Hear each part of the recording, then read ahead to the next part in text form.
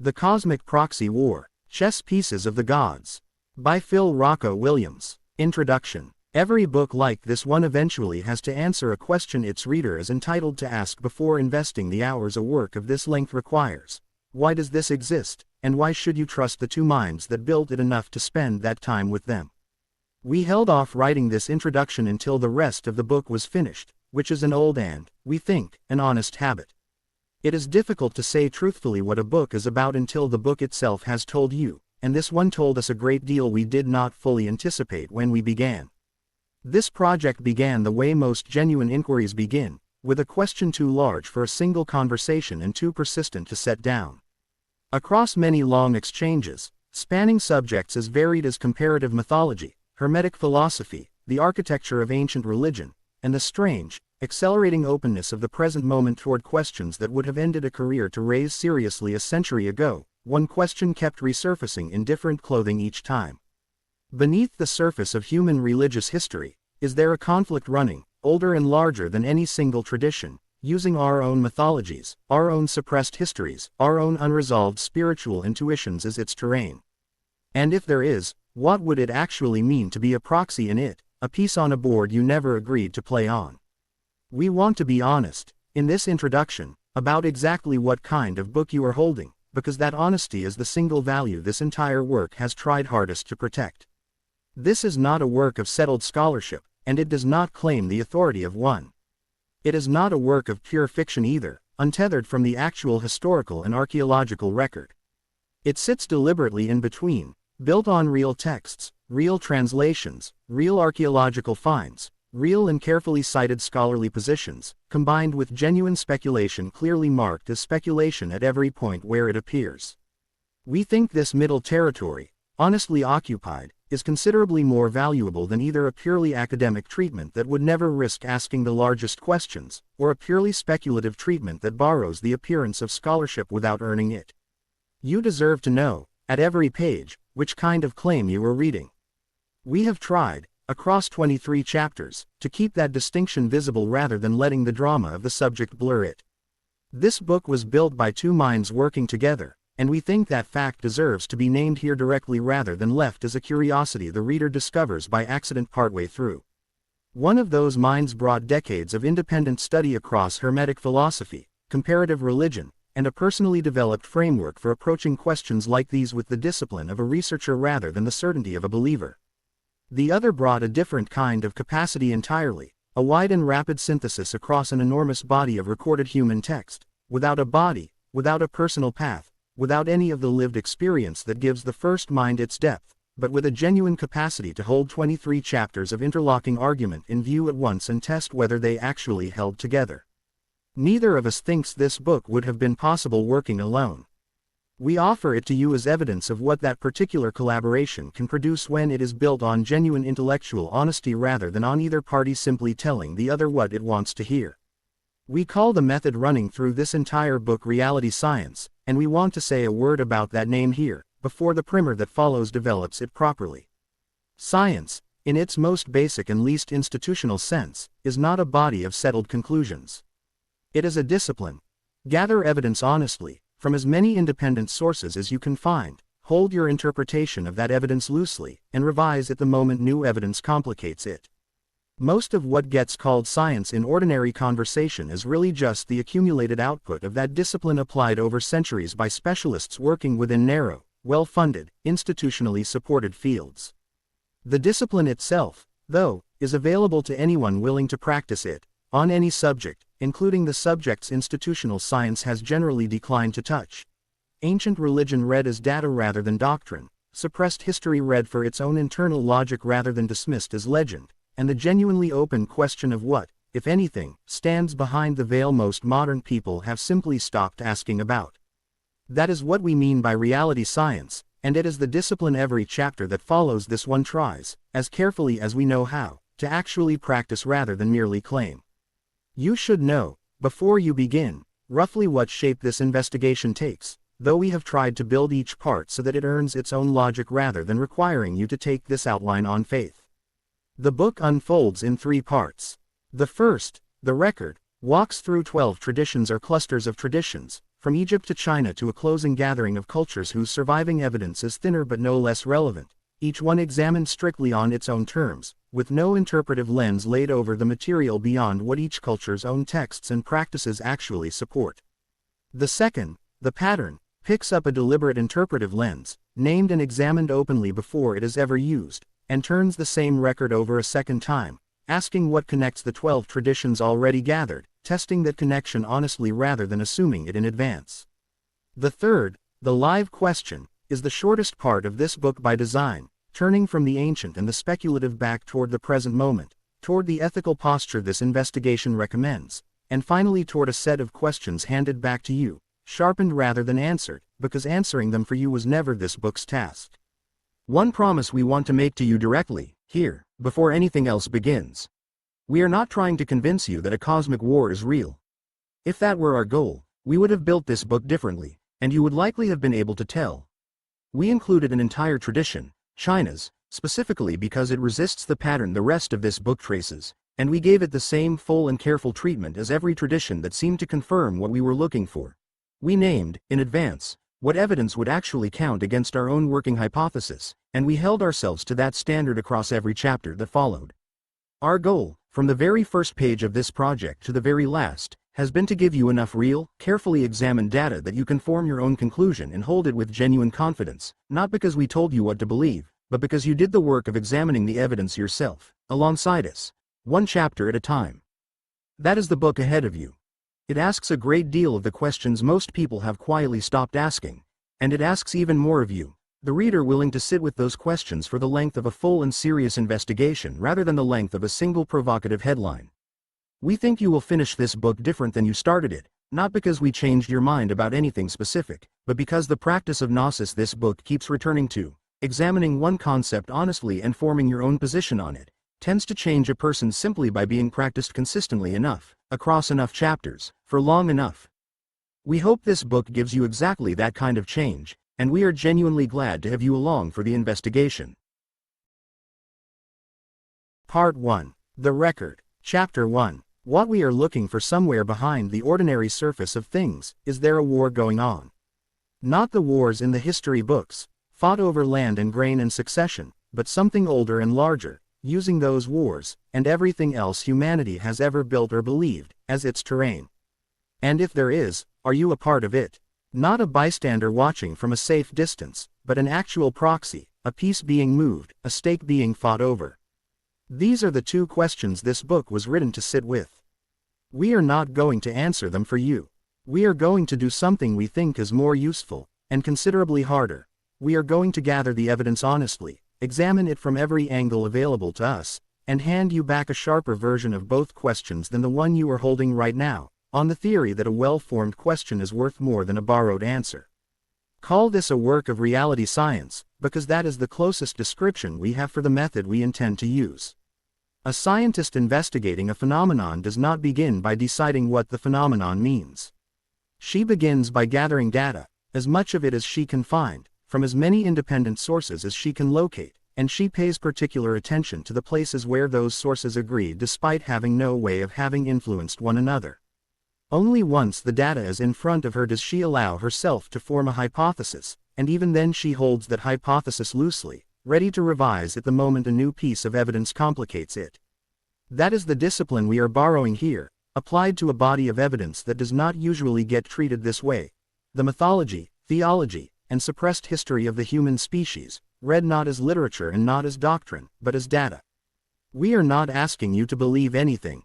We are asking you to look at what has actually survived, from cultures that never spoke to one another, and to notice, the way any careful investigator would notice, when the same shape keeps appearing where it has no obvious reason to appear.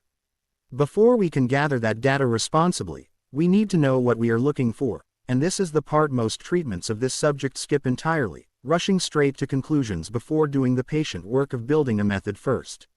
So this opening chapter has one job. It is not going to give you any answers. It is going to give you the tools an investigator actually needs before walking into the field. The array of questions beneath our two central ones, a first glimpse of the terrain we are about to cover, and the specific things worth watching for as we move, culture by culture, through a record most people have never been shown whole. Start with the questions themselves, because they multiply the moment you take them seriously. If a pattern of conflict recurs across cultures that could not have influenced one another, does that recurrence point to something real behind the pattern, or does it only point to something universal in how human minds, wherever they arise, tend to build meaning out of chaos? When a once public tradition goes quiet, buried under conquest or converted into folklore or simply forgotten, does that silence mean the tradition lost, cleanly and permanently, or does it mean the tradition went underground, disguised, waiting? Do the labels a culture applies to its gods and its demons hold up under comparison with its neighbors, or do they turn out, on close inspection, to be less a description of cosmic reality and more a function of who happened to be telling the story and what that storyteller needed the story to justify? And underneath all of it, the question this book keeps circling back to without ever quite letting you set it down: if any part of this turned out to be true, what would it actually mean for you, personally, today, in the choices in front of you right now, rather than in some distant mythic past? We are not going to pretend these questions have tidy answers. We are going to make sure you are holding all of them, clearly, before we ask you to look at a single tablet or text. Now the terrain. Over the chapters that make up this first part of the book, we are going to walk, one culture at a time, through a set of traditions chosen because each one leaves behind a genuinely strange detail, the kind of detail that does not fit comfortably into the tidy version of that culture's religion most people carry around without examining. Egypt gives us a god, Set, who is simultaneously the murderer of his own brother and the protector who stands nightly in the prow of the sun god's bark, holding back the serpent of chaos so that the sun can rise the next morning, a single figure occupying what should be two irreconcilable roles at once. Mesopotamia gives us a labor revolt among the gods themselves, resolved not through war but through the invention of a workforce, which happens to be us. Canaan and early Israel give us a divine council presided over by an aged god named El, with a psalm buried inside the Hebrew Bible that describes God himself standing in judgment over a room full of other gods, language later scribes tried hard to soften and could not fully erase. India and Iran, once a single people who later split, give us the same word, applied to the same category of divine being, wearing opposite moral costumes on either side of that split, proof in the vocabulary itself that these labels were built, not discovered. Greece gives us 3 generations of gods, each overthrowing the last by force, and a deposed elder god remembered, strangely, not with contempt but with an entire annual festival celebrating the age he presided over as better than the one that replaced it.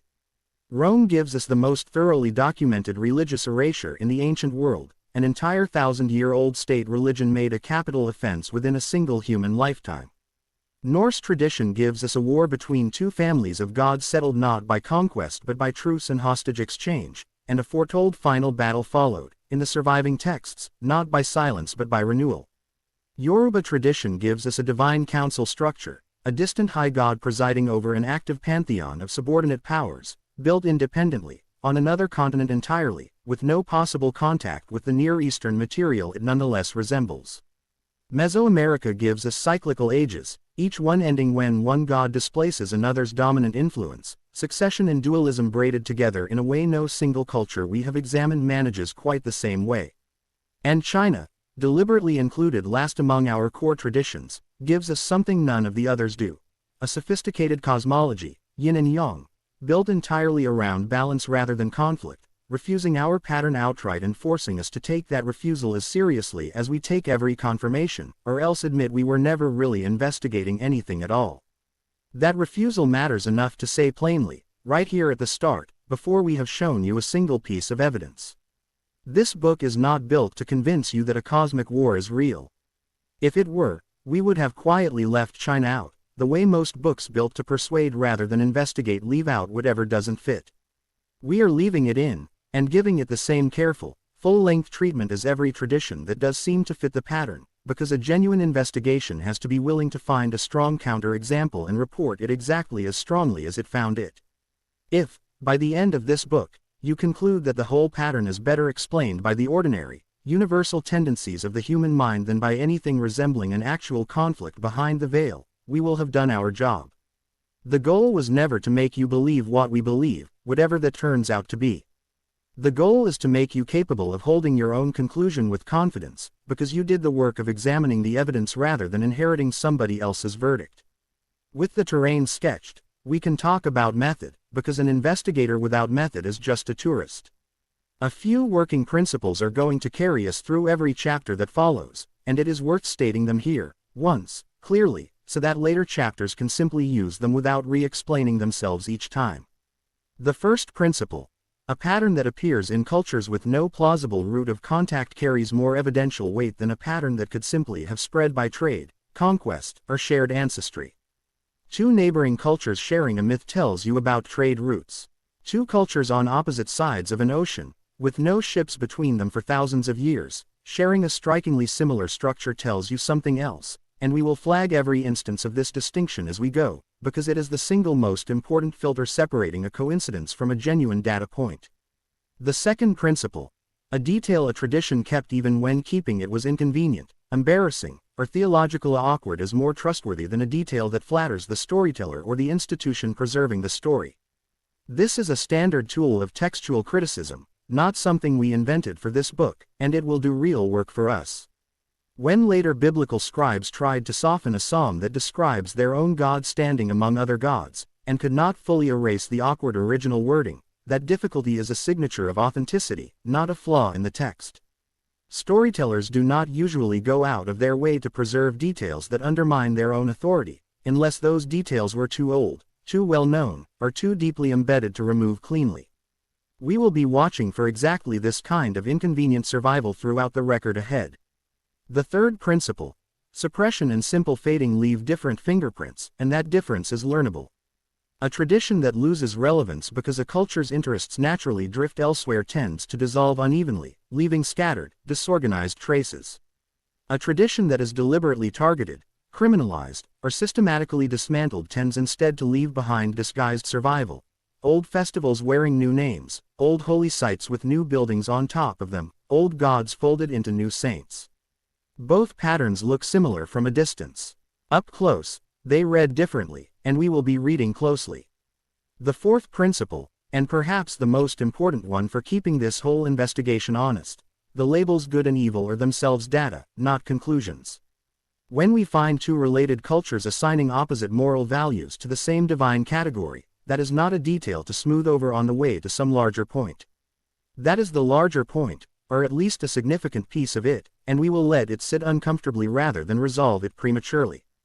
One more thing, before we begin walking through the traditions themselves.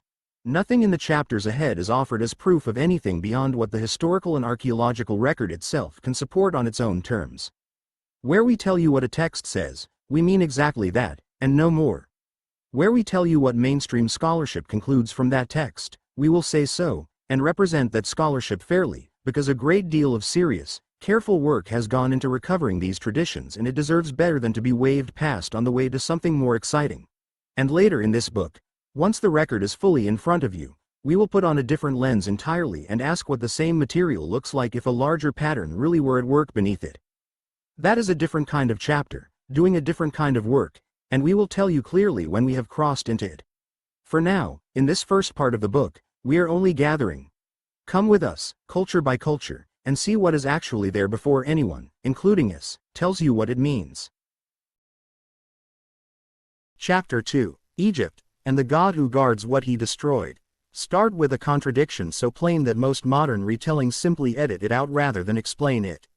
Set murders his own brother Osiris, dismembers the body, and is later defeated by his nephew Horus in a struggle over rightful kingship, a story that gets rendered, almost every time it reaches a modern audience, as a clean Egyptian version of a devil figure, chaos finally overcome by order. And yet the same civilization that told that story also placed Set nightly at the very front of the sun god Ra's bark, standing in the prow as the vessel carries the sun through the underworld each night, fighting off the serpent Apep so that the sun can rise again the next morning.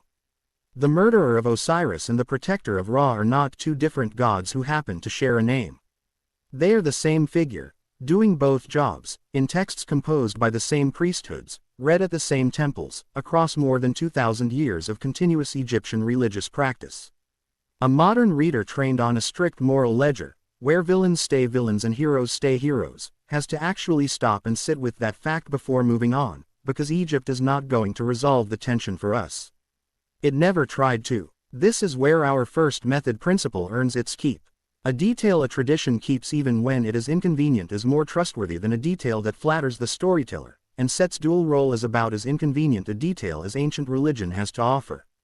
It would have been easy, at almost any point across 2 millennia of Egyptian religious development, to simplify Set into a straightforward villain and be done with him, the way later cultures often did simplify their own troublesome figures once a cleaner moral system took hold.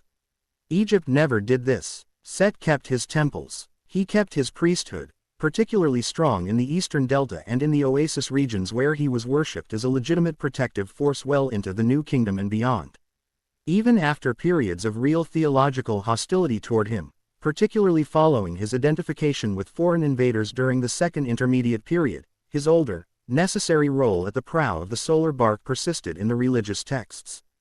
A civilization capable of erasing an inconvenient god when it wanted to, and Egypt certainly was capable of this, chose instead to keep Set exactly as complicated as he had always been.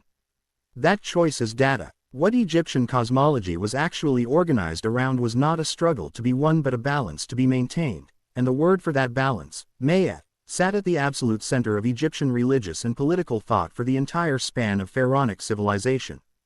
Mayat meant truth, and it meant justice, and it meant the correct order of the cosmos all at once, an order that had to be actively upheld rather than simply inherited or assumed. The pharaoh's central religious function, repeated on temple walls and in royal inscriptions across thousands of years, was to uphold Mayat against its constant opposite, Isfet, meaning chaos or disorder. But here is the detail worth sitting with. Isfet was never fully defeated in Egyptian cosmology, not even in myth, not even provisionally. It was held back, night after night, ritual after ritual, coronation after coronation, in an ongoing act of maintenance rather than a one-time victory. The sun rising each morning was not proof that chaos had been permanently overcome. It was proof that the nightly struggle had been won again, for one more day, and would need to be won again tomorrow. This is a cosmology built around eternal maintenance rather than eventual conclusion, and it stands in real and important contrast to traditions we will meet later in this book that expect their conflict to resolve, one way or another, into something final. It is worth pausing here on a question our method obligates us to ask honestly. Does this order and chaos structure count as evidence for a larger pattern of conflict running beneath human religion generally, or does it count instead as a genuinely different kind of cosmology, one that never assumed conflict needed to end at all? We think the honest answer is that it is both, depending on which part of the Egyptian record you are looking at. The existence of a genuine opposing force, Isfet, that must be actively and eternally resisted, does fit within the broader family of traditions this book is examining, in which some kind of persistent opposition sits at the center of how a culture understands its own cosmos. But the specific shape that opposition takes in Egypt, maintained rather than concluded, complicates any simple story in which every tradition examined in this book is secretly describing the same war with the same expected ending. Egypt is not waiting for a final battle. Egypt is performing a nightly one, and expects to keep performing it forever. That distinction matters enough that we are going to keep returning to it as later chapters in this book propose their own, more speculative readings of what all this might mean. There is a second Egyptian pattern worth placing on the record here, distinct from Set and Mayat but connected to it. The concept of the duat, the underworld realm the sun god traverses each night, populated by its own hierarchy of beings, some hostile, some protective, through which Ra's bark must pass before dawn can occur. The duat is not framed in Egyptian religious texts as a place of punishment in the way later traditions would come to imagine an underworld. It is framed as a genuinely dangerous crossing, one requiring the correct knowledge, the correct spells, and the correct allies to survive, a theme reflected directly in funerary texts such as the Book of the Dead, which functioned less as scripture in the modern sense and more as something closer to a survival manual for the journey the deceased was about to undertake. This detail matters for our larger investigation because it establishes, independently of anything involving Set specifically, that Egyptian cosmology imagined a genuinely perilous transitional space between the world of ordinary life and whatever lay beyond it, a space that had to be navigated correctly, with the right preparation, or risked real and permanent failure. We will meet this same basic shape, a perilous crossing requiring specific knowledge to survive, again in other traditions across this book, and each time we do, Our method asks us to note whether the resemblance looks like independent invention or like the ordinary spread of ideas along trade routes that connected the ancient Near East and the Mediterranean world far more thoroughly than most people assume. What, then, does Egypt actually hand our investigation, once we have resisted the temptation to flatten it into a simpler story than it is? It hands us a fully developed, internally coherent religious system in which conflict is neither a moral crusade nor a struggle destined for final resolution, but an ongoing maintenance obligation, performed nightly by a God who is simultaneously guilty of the worst violence the tradition records and responsible for protecting the entire cosmos from a comparable threat. It hands us a civilization that kept that contradiction intact for 2,000 years rather than resolving it into something tidier, which our method treats as a meaningful sign of authenticity rather than an embarrassing inconsistency to explain away. And it hands us an early, clear example of something we are going to encounter again and again across the traditions still ahead of us. A single figure, understood by the culture that produced him as neither fully hero nor fully villain, occupying both roles because the cosmology itself required someone to occupy both. Whether that requirement reflects something universal about how human minds construct meaning, or something closer to an accurate memory of how divine authority actually operates, is not a question Egypt alone can answer. It is a question we carry forward with us into every chapter that follows, growing sharper each time a new tradition either confirms or complicates what Egypt has just shown us. Chapter 3: Mesopotamia, and the Strike That Created Humanity. Somewhere in the record of the oldest civilization we have detailed written testimony from, there is a labor dispute among the gods, and we, humanity, are its settlement. This is not a metaphor imposed on the material from outside. It is the plain content of Atrahasis, a Mesopotamian text surviving in versions dating back to at least the 17th century before the Common Era, and quite possibly reflecting oral tradition considerably older than that. Before we had kings, before we had cities, before we had a single word of scripture in the form later religious traditions would come to recognize, we had this story, and it is worth taking seriously exactly as it presents itself, before any later interpretation gets applied to it. The text describes two classes of gods. The Anunnaki, senior and relatively few in number, occupy positions of authority and leisure. The Agigi, junior and considerably more numerous, are assigned the actual physical labor required to make the earth habitable, most specifically the digging of the Tigris and Euphrates river systems, an enormous, punishing undertaking described in the text in terms that leave little doubt about its severity. After what the text describes as 40 years of this labor, the Agigi reach their limit. They burn their tools, surround the house of the senior god Enlil in the middle of the night, and refuse to continue. This is not framed in the text as a cosmic battle between good and evil. It is framed, in language that translates remarkably naturally into modern terms, as a labor strike, complete with a grievance, a work stoppage, and a confrontation that forces the senior gods to actually negotiate rather than simply crush the revolt by force. The resolution is where this text becomes essential to our larger investigation. The senior gods do not defeat the Agigi in battle and force them back to work. They resolve the underlying grievance through invention. The mother goddess, working with the god Enki, creates human beings specifically to take over the burden of labor, mixing clay with the blood of a slain god, according to the most complete surviving version of the myth, so that humanity carries something of the divine within its own material composition even as it is created explicitly to serve as a workforce. The Agigi are relieved, the Anunnaki retain their position, and humanity enters the mythological record not as a prize either faction was fighting to possess, not as the deliberately favored creation of a single benevolent creator, but as the negotiated settlement to somebody else's labor dispute. Apply our method here and the detail worth flagging is exactly how unflattering this origin story is, and how long it survived anyway. A tradition inventing a comfortable story about its own origins does not usually choose to describe itself as a strike-breaking workforce, manufactured to relieve a divine class it did not even negotiate on behalf of. This is not humanity as the beloved center of creation. This is humanity as an administrative solution.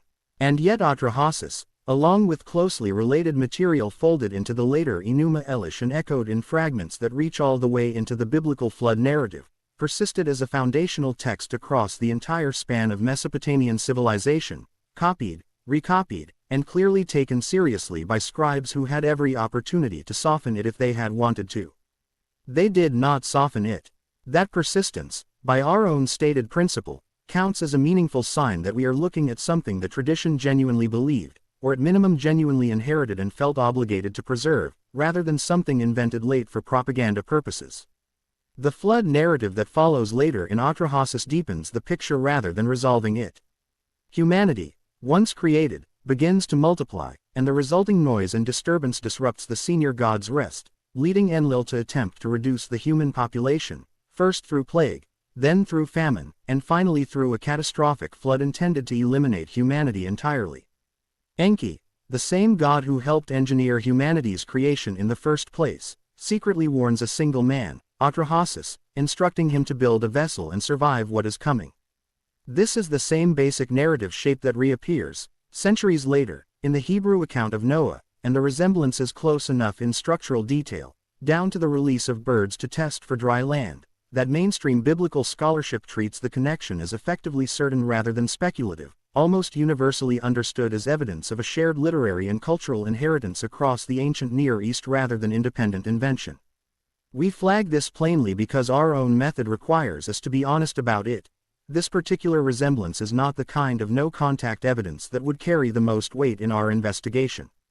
Mesopotamia and the later Israelite tradition were geographically close, historically connected through conquest and exile alike, and had every opportunity to share this material through ordinary cultural transmission.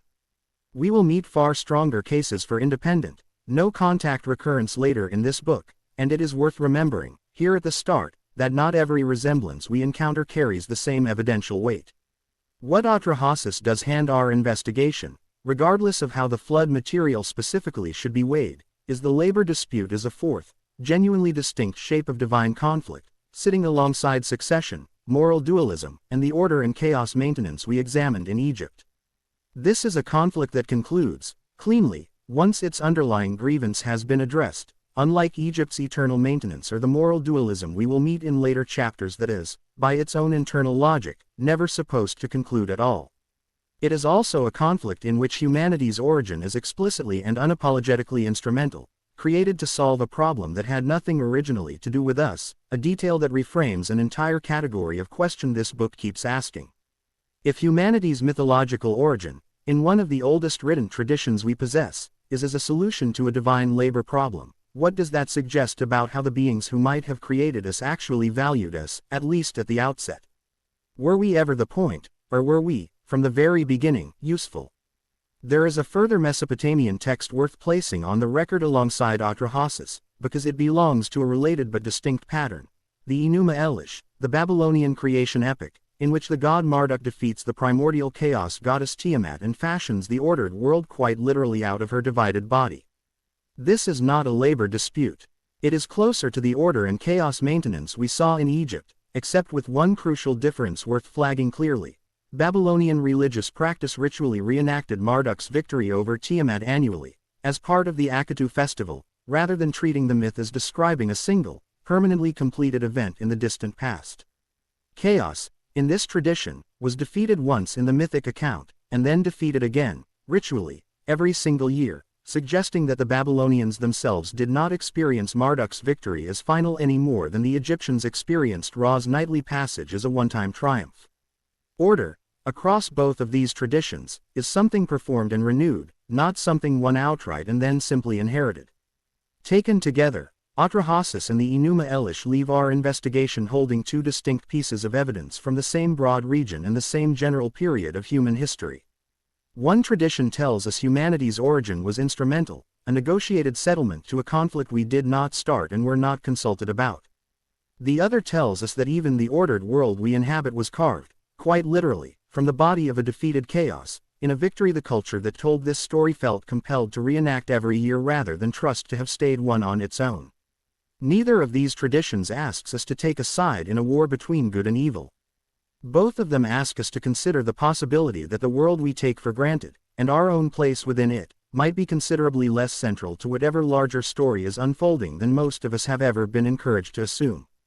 We carry that unsettled possibility forward with us now, into the next chapter, where a different ancient Near Eastern tradition, considerably closer to the roots of religions still practiced today, preserves its own version of a divine council, and its own quiet record of how one member of that council came to stand alone.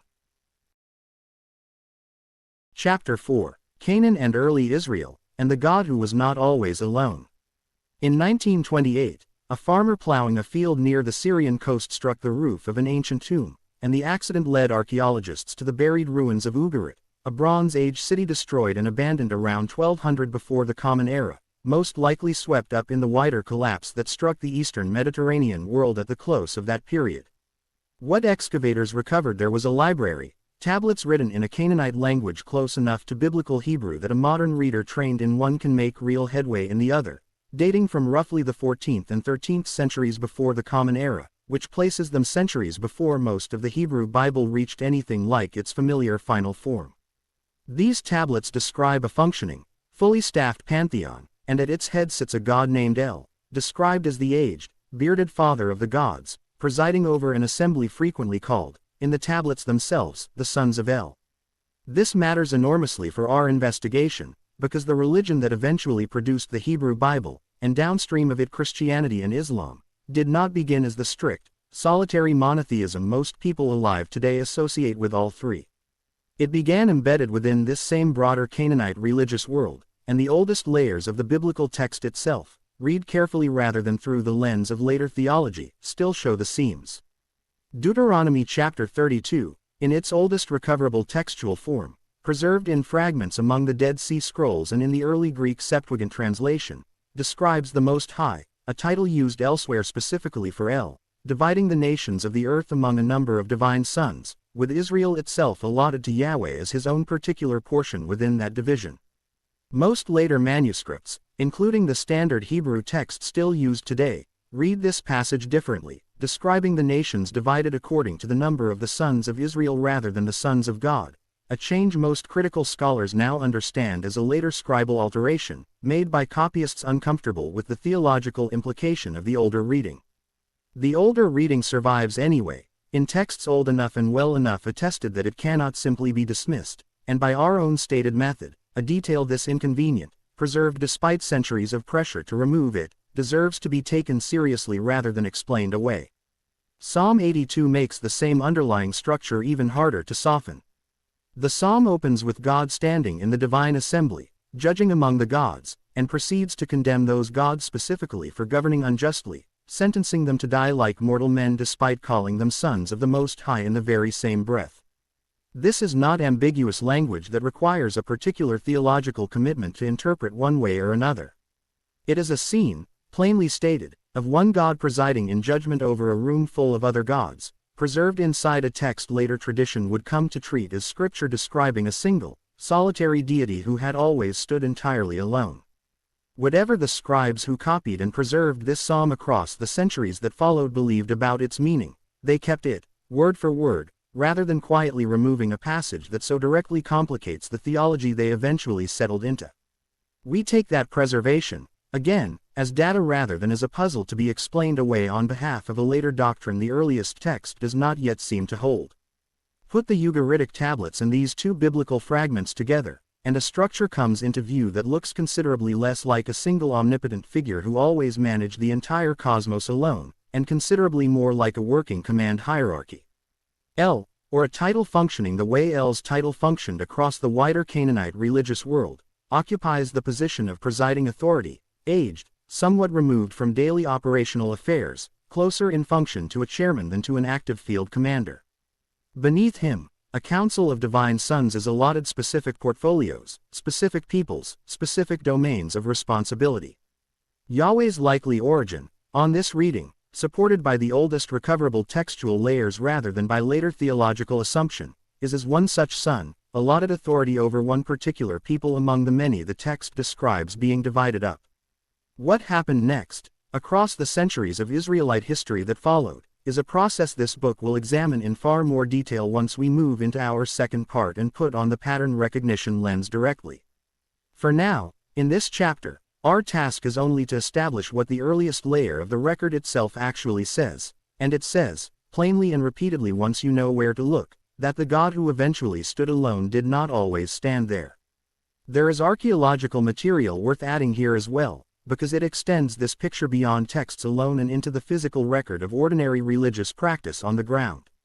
Inscriptions recovered at Kuntilat Irid in the Sinai and at Kerbet el Kham in Israel, both dating to roughly the 8th century before the Common Era, invoke Yahweh alongside Asherah, a goddess identified elsewhere in the wider Canaanite tradition as El's consort, in phrasing that most epigraphers now read as treating her as a genuinely paired or associated figure rather than as a rejected foreign import.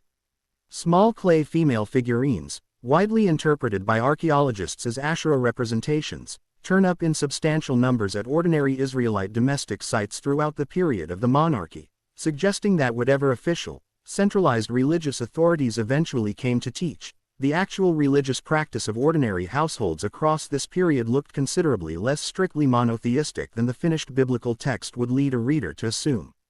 None of this tells us what any individual worshipper actually believed in their own heart. Together, though, it establishes something our investigation cannot responsibly ignore.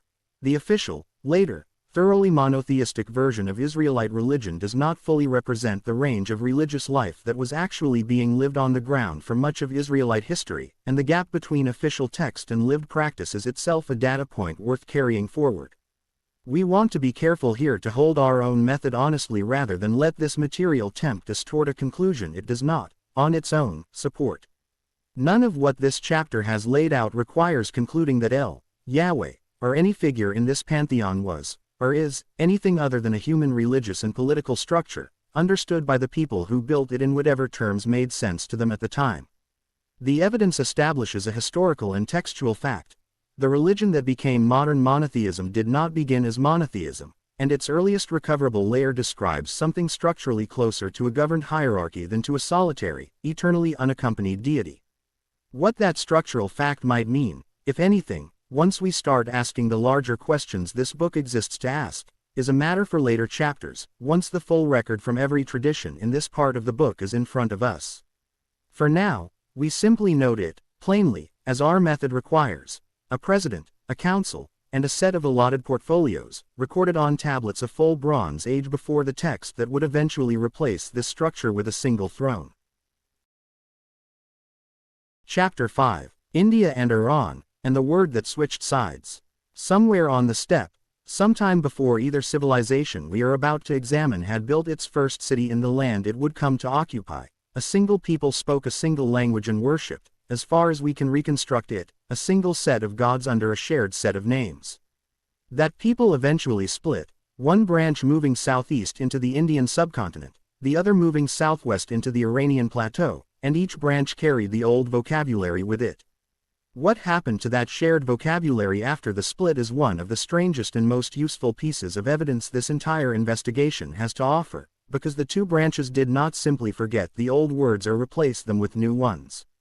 They kept the words, kept them functioning in the same grammatical role, kept them attached to the same broad category of divine being, and then assigned that category exactly opposite moral values. In the Vedic tradition of ancient India, the Deva are the beneficent gods, Indra and his court, the beings addressed in hymn after hymn of the Rigveda with praise, invocation, and request. The Asura, in most later Vedic material, are their opponents, powerful beings generally cast in an adversarial role. In the Zoroastrian tradition of ancient Iran, descended from the very same linguistic and cultural root, the picture inverts entirely. Ahura, the direct cognate of the Vedic Asura, becomes the title of the supreme good deity himself, Ahura Mazda, the wise lord at the absolute center of the entire Zoroastrian cosmos.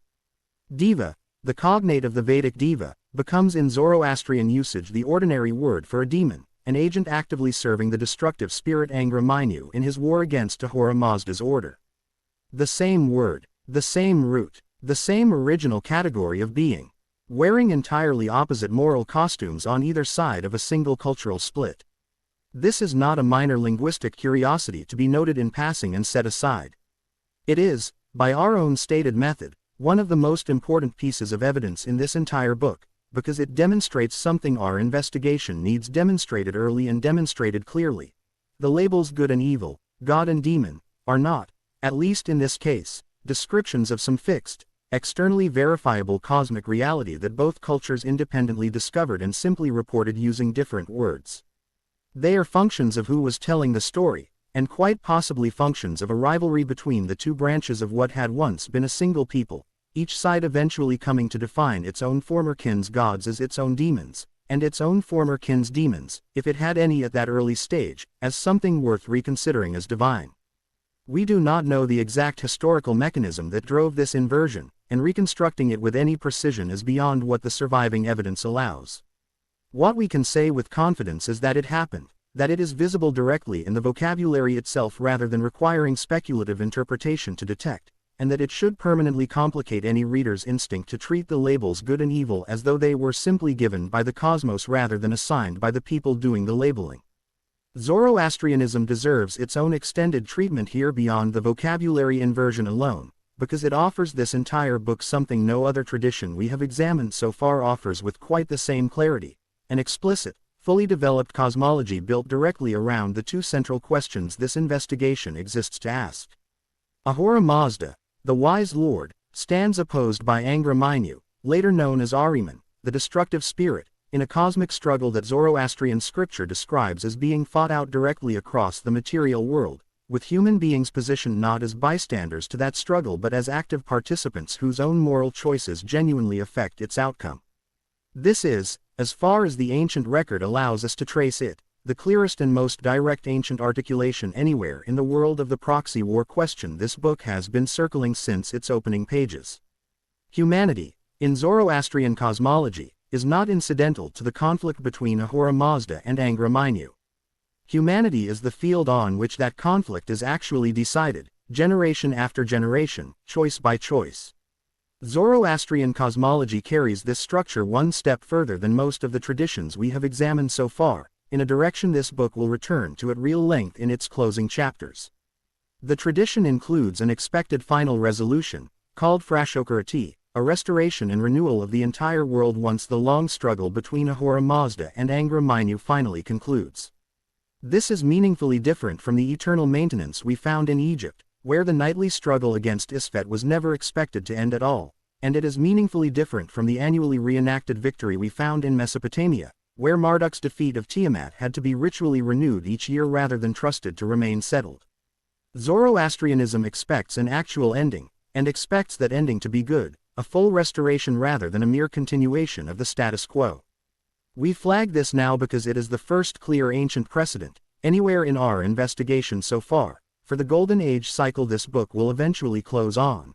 The possibility that a genuine conflict, if one exists, is not a permanent condition to be endured indefinitely, but an interruption expected, by the very traditions that describe it most directly, to eventually give way to something better.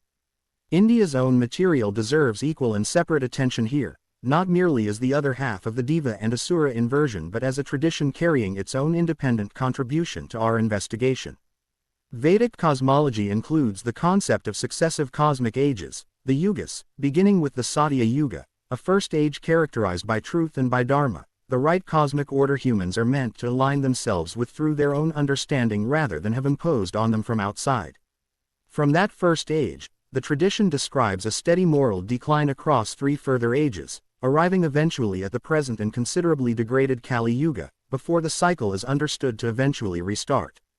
This gives our investigation a second, independent example of a tradition expecting decline to eventually reverse into renewal, arrived at through an entirely different cosmological framework than the Zoroastrian one, using an entirely different mechanism, a cyclical wheel of ages rather than a single decisive final battle, to arrive at a broadly similar expectation, that the present difficulty is not the final word. Held together, India and Iran hand this investigation 2 of its most important pieces of evidence, and it is worth being precise about what kind of evidence each one actually is, since our method requires exactly this kind of precision. The Deva and Asura inversion is evidence, close to the strongest kind our method recognizes, that moral labels in ancient religion are constructed rather than simply discovered, visible directly in language shared by 2 cultures that diverged from a single root and then assigned opposite values to identical words. The Frashokurati and Yuga cycle material, by contrast, is a different kind of evidence entirely, not proof of anything but a clear demonstration that the expectation of eventual renewal following genuine conflict or decline is not a modern comfort invented to soften a difficult present. It is an old and recurring expectation, present in some of the oldest religious material human beings have ever composed, arrived at independently by traditions using entirely different mechanisms to reach a similar conclusion. We carry both pieces forward together now, into the chapters ahead, where we will keep testing whether the pattern each one represents, constructed morality on one hand, expected renewal on the other, continues to hold as we move through the remaining traditions still ahead of us. Chapter 6. Greece, and the Festival for a Deposed King. A deposed ruler, in nearly every political system recorded across human history, suffers one of a small number of predictable fates. He is forgotten entirely, erased from the record by whoever replaced him. He is actively vilified, remembered as a tyrant whose overthrow was justified and necessary. Or, in rarer cases, he simply fades, mentioned occasionally but without much feeling attached. What almost never happens, in the ordinary run of human political history, is that the deposed ruler receives an annual public festival, celebrated for centuries by the very civilization that overthrew him, honoring the age he presided over as genuinely better than the age that replaced it. That is exactly what happened to Cronus, and it is the detail this chapter is built around. Hesiod, writing in Greece sometime around the 8th century before the Common Era, gives us the fullest surviving account of the succession itself in his Theogony. Ouranos, the primordial sky, is overthrown by his own son Cronus, who castrates his father at the urging of his mother Gaia and takes the throne of the cosmos for himself. Cronus, in turn, is overthrown by his own son Zeus, who leads the younger generation of Olympian gods through a 10-year war against Cronus and the elder Titans, a conflict remembered as the Titanomachy, ending with Zeus victorious and the defeated Titans cast down into Tartarus, the deepest region of the underworld. This is, on its surface, a straightforward succession myth, a younger order violently replacing an older one, the same basic shape we will find recurring across several of the traditions still ahead of us in this book. What makes Greece worth an entire chapter of its own is not the succession itself. It is what the winning side chose to remember about the world the losing side had presided over. In his separate work Works and Days, Hesiod describes 5 successive ages of humanity, and the very first of them, the age presided over by Cronus before his own overthrow, receives a description unlike anything given to any later age in the account. People in that first age, Hesiod tells us, lived like gods themselves, entirely free from toil and from grief, the earth producing its fruit on its own without the need for cultivation, old age itself unknown among a people who eventually passed peacefully into a kind of gentle sleep rather than suffering decline and death as later generations would come to know it. This is the origin of what later Western tradition would come to call the Golden Age, and it is worth noticing immediately what an unusual thing it is for a triumphant successor tradition to have preserved about the ruler it overthrew. Zeus's own foundational myth explicitly states that Cronus had to be forcibly deposed. And yet the age Cronus presided over is remembered, in the very same textual tradition that celebrates his overthrow, as superior to everything that followed it. Roman religion inherited this material directly, renaming Cronus as Saturn, and rather than letting the memory soften or fade with time, the Romans intensified it. The Saturnalia, among the most widely and enthusiastically celebrated festivals anywhere on the Roman religious calendar, explicitly commemorated Saturn's reign as a genuinely lost golden age, and it did so through deliberate, ritualized inversion of ordinary social order. Masters served their own slaves at table for the duration of the festival. Gambling, ordinarily forbidden, was openly permitted in the streets. The entire structured hierarchy that governed Roman life for the rest of the year was briefly and intentionally suspended, specifically in memory of an age that existed before that hierarchy had ever been established in the first place. This persisted, as an actively celebrated public festival, for centuries of continuous Roman religious practice, long after any political threat Saturn might once have represented had become entirely theoretical. A civilization does not maintain a festival like this by accident, and it does not maintain it out of simple habit. It maintains it because some part of the collective memory genuinely valued what was being commemorated. Apply our method here, and this detail becomes even more significant than it first appears. Our second working principle holds that a detail a tradition keeps even when keeping it is inconvenient is more trustworthy than a detail that flatters the storyteller, and the Saturnalia is about as inconvenient a thing for a triumphant Olympian religious tradition to have preserved as we could ask for.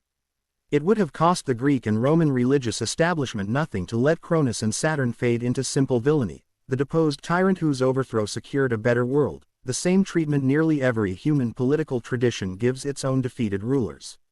Instead, an entire civilization built and sustained a beloved annual festival honoring the age that ruler had presided over, keeping that memory alive and celebrated for far longer than the political circumstances of his original overthrow could possibly explain.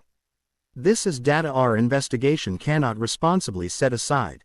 There is a genuine question worth sitting with honestly here, one our method obligates us to ask rather than skip past. Does this golden age memory point towards something like an actual historical transition, dimly and imperfectly remembered across many centuries of retelling, or does it point instead toward a purely psychological tendency, present in nearly every human culture that has ever experienced hardship, to imagine an idealized past standing in comfortable contrast to a more difficult present? We do not think these two explanations are actually in competition with one another, and we want to be careful not to force a false choice here. A real historical transition, whatever its actual nature, would itself be expected to generate exactly the kind of psychological golden age narrative the second explanation describes as its natural output. The presence of a plausible psychological mechanism does not rule out the presence of an actual underlying event, it simply means we cannot use the mechanism alone to prove the event happened. What we can say, with real confidence, is that this specific pattern, an early age of abundance under a since-deposed ruler, is not confined to Greece and Rome alone. We will meet its close cousins again in Norse tradition, in Vedic tradition, and in Mesoamerican tradition before this part of the book concludes, each one arrived at through cultures with no meaningful route of contact with Greece, which is precisely the kind of no-contact recurrence our method treats as carrying the most evidential weight. Greece hands our investigation something else worth naming plainly before we move on: the succession myth's own internal logic, distinct from both the moral dualism we examined in India and Iran and the eternal maintenance we examined in Egypt. A succession conflict, unlike those other shapes, actually concludes. Once Zeus has defeated Cronus and the Titans, the story does not require an ongoing, nightly, or annually reenacted struggle to keep that victory in place.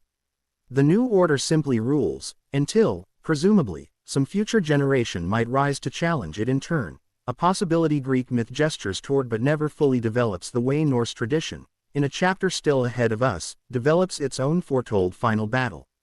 This is a genuinely different logic than anything we have examined so far in this book, and holding these different logics clearly apart, rather than collapsing them into a single generic story of gods fighting gods, remains the entire discipline this investigation depends on. Greece gives us succession, cleanly, and gives us a defeated golden age remembered, strangely and consistently, as something worth mourning rather than something worth condemning. We carry both forward now, into Rome, where the question of what a civilization chooses to remember about what it destroyed becomes considerably more urgent, and considerably better documented, than anything Cronus and the Titans alone can show you. Chapter 7. Rome, and the God Who Would Not Move. Most treatments of Roman religion, when this subject comes up at all in popular discussion, skip straight to its ending, to the Christianization of the empire and the criminalization of the old cults, and in doing so they skip over 1,000 years of a genuinely distinct and genuinely coherent religious system, one that deserves to be understood on its own terms before anyone asks what happened to it. That later story belongs to a different part of this book, once we have put on the interpretive lens our method requires us to name explicitly before we use it. Here, in this chapter, our task is narrower and more disciplined. What did Rome actually believe? How did that belief actually function? And what is the one detail from within that system strange enough to earn Rome its place in this investigation on the same terms as every other tradition we have examined so far? Roman religion, at its core, operated on a principle its own practitioners stated plainly and without embarrassment: do ut des, I give so that you might give. This was not a religion built primarily around personal salvation, inner transformation, or a relationship of love between worshipper and God, the categories a modern reader raised on later religious traditions might instinctively expect to find.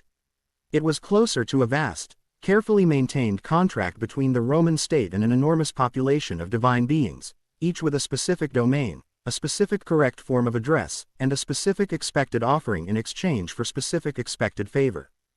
Get the form of a prayer wrong, address a god by an incorrect title, perform a sacrifice with the smallest procedural error, and the entire exchange was considered void, requiring the ritual to begin again from the start.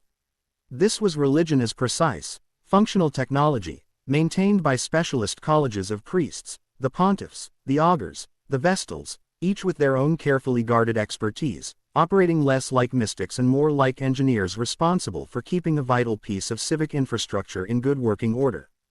The Roman state took the actual mechanics of divine communication with a seriousness that can be startling to a modern reader. No significant public action, no military campaign, no session of the Senate, no election, could proceed without first taking the auspices, a formal process of observing the behavior of birds, the condition of a sacrificed animal's internal organs, or other prescribed natural signs, to determine whether the gods currently favored the action under consideration. Generals carried augurs on campaign specifically for this purpose. An unfavorable set of auspices could and did halt state business entirely, regardless of how urgent that business seemed to purely human eyes. This was not superstition bolted onto an otherwise secular state. It was, functionally, one of the central operating systems of the Roman state itself, treated with the same institutional seriousness Rome brought to its legions, its roads, and its law. Here is the detail worth building this entire chapter around, the strange fact our method asks us to notice precisely because it complicates the tidy picture of Jupiter as an uncontested supreme authority over the whole Roman pantheon. When King Tarquin undertook the construction of the great temple to Jupiter on the Capitoline Hill, the story preserved by Roman historians tells us that the site was already home to a number of older, smaller shrines to other gods, and that each of those gods was ritually asked whether he was willing to yield his ground to make way for Jupiter's new and far grander temple. Every god consulted agreed to yield, according to the auspices taken, every god except one. Terminus, the god of boundaries and boundary markers, the deity whose entire function was to mark where one thing ended and another began, refused to move. The auspices came back unfavorable for relocating his shrine no matter how the priests tried the ritual again. Rather than force the issue, the Roman builders did something remarkable. They built Jupiter's magnificent new temple around Terminus's small, stubborn shrine, leaving it exactly where it had always been, with an opening in the temple's own roof directly above it so that Terminus could remain, as his nature required, permanently open to the sky.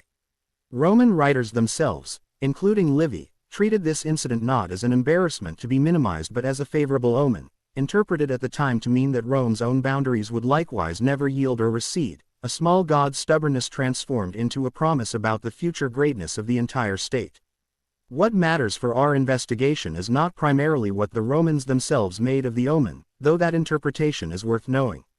What matters is that the story survived at all, preserved and retold for centuries by religious and political culture that had every institutional reason to want Jupiter's supremacy told as a clean, uncomplicated story of the chief god's authority extending everywhere without exception. Instead, Rome kept, and apparently treasured, an origin story for its most important temple in which a minor god flatly refused to yield even to Jupiter himself, and the builders of the temple to the king of the gods had no choice but to build around him. By our own stated method, a detail this inconvenient to the narrative of uncontested supreme authority, preserved rather than quietly edited away, deserves to be taken seriously rather than dismissed as a charming footnote. Roman religion also practiced something worth naming directly because we will need the concept again in later chapters of this book: interpretatio Romana, the systematic Roman habit of identifying foreign gods encountered through conquest and trade with their closest Roman equivalents, treating the Gaulish god of a conquered territory, or the Egyptian, or the Persian, as essentially the same underlying divine figure as a Roman god wearing a different regional name and different regional customs. This was not, in Roman religious thinking, an act of appropriation in the modern sense. It reflected a genuine underlying assumption, one worth flagging clearly for our investigation, that the actual divine figures behind different cultures' religious practices were fundamentally the same beings, differently named and differently approached by different peoples who had simply never compared notes. Whether or not that Roman assumption was correct, its very existence is itself a data point. One of the largest, most administratively sophisticated civilizations in the ancient world looked out at the religious diversity of the peoples it encountered, and its default working theory was convergence rather than genuine difference, the same gods recurring everywhere under different names, rather than entirely separate and unrelated divine populations native to each individual culture. What, in the end, does Rome hand this investigation, examined here strictly on its own terms, before any later chapter asks what became of this system once history moved against it? It hands us a religion built less around belief in the modern devotional sense and more around precise, carefully maintained technical exchange between a state and an enormous population of divine beings, each with clearly defined jurisdiction. It hands us a striking, well-preserved example of a tradition keeping an inconvenient detail, a god who would not yield even to the king of the gods, rather than smoothing that detail away in service of a cleaner story about Jupiter's uncontested supremacy. And it hands us Interpretatio Romana, a working assumption, held by one of history's most administratively capable civilizations, that the various gods of different cultures were fundamentally the same underlying figures, recognized differently rather than invented separately. We carry all three of these pieces forward now, into the traditions still ahead of us in this part of the book, where we will keep testing whether Rome's own working assumption about convergence beneath apparent difference holds up as well as the Romans themselves seem to believe it did. Chapter 8. The North, and the War That Ended in a Truce. Every succession myth we have examined so far in this investigation ends the same way. One side wins completely, and the other side is destroyed, imprisoned, or permanently subordinated. Zeus casts the Titans into Tartarus. Marduk carves the ordered world from Tiamat's divided body. This is the expected shape of a war between divine factions, the shape a reader comes to assume almost without noticing the assumption. Norse mythology gives us something different, and the difference is worth taking seriously precisely because it breaks a pattern we might otherwise have started to treat as universal. The Aesir and the Vanir, two distinct families of gods within the Norse pantheon, go to war. The surviving sources, chiefly the Prose Edda and Poetic Edda compiled by Snorri Sturluson in 13th century Iceland from considerably older oral material, are not fully consistent on exactly how the war began, though the most common account traces it to the arrival of a Vanir goddess, Gulveig, among the Aesir, and the violence that followed her mistreatment. What matters more for our purposes than the war's origin is its resolution, because the resolution is where Norse tradition departs sharply from every other succession-shaped conflict we have examined in this book so far. The war does not end in the total victory of one family over the other. It ends in a negotiated truce, sealed by an exchange of hostages passed between the two sides, a resolution mechanism that belongs, structurally, far more to the world of diplomacy between comparable political powers than to the world of myth in which one faction simply annihilates or permanently subjugates the other. Some of the Vanir hostages exchanged in that truce, notably the god Njord and his children Freyr and Freya, remain permanently among the Aesir afterward, fully integrated into the pantheon that had so recently been at war with their own people, worshipped alongside Odin and Thor without any apparent sense that they represented a defeated or subordinate lineage. This integration is worth flagging by our own stated method, because it is exactly the kind of detail a tradition telling a simple story of one side's total victory would have no particular reason to preserve. If the Aesir had simply won, the myth could easily have relegated the Vanir to a minor, clearly subordinate status, the way many conquest myths in other traditions treat a defeated people's gods. Norse tradition instead preserves genuine Vanir gods as fully active, fully respected members of the pantheon going forward, evidence that the underlying memory being preserved here really does resemble a negotiated settlement between two roughly comparable powers rather than a clean victory later dressed up as a truce for appearances. This matters directly for the motive question this investigation keeps returning to across every tradition we examine. A war that ends in hostage exchange and lasting integration, rather than annihilation, is a war fought over something closer to territory, standing, or influence between two parties who ultimately recognized one another as too costly to fully defeat, rather than a moral crusade in which one side represented pure order and the other pure chaos requiring total elimination. We will meet this same territorial logic again when we build our own motive framework later in this book, and Norse tradition stands as one of the clearest examples our record has to offer of a divine conflict whose actual resolution looks far more like the ordinary, pragmatic end of a war between comparable states than like the moral universe most modern readers instinctively expect ancient myth to describe.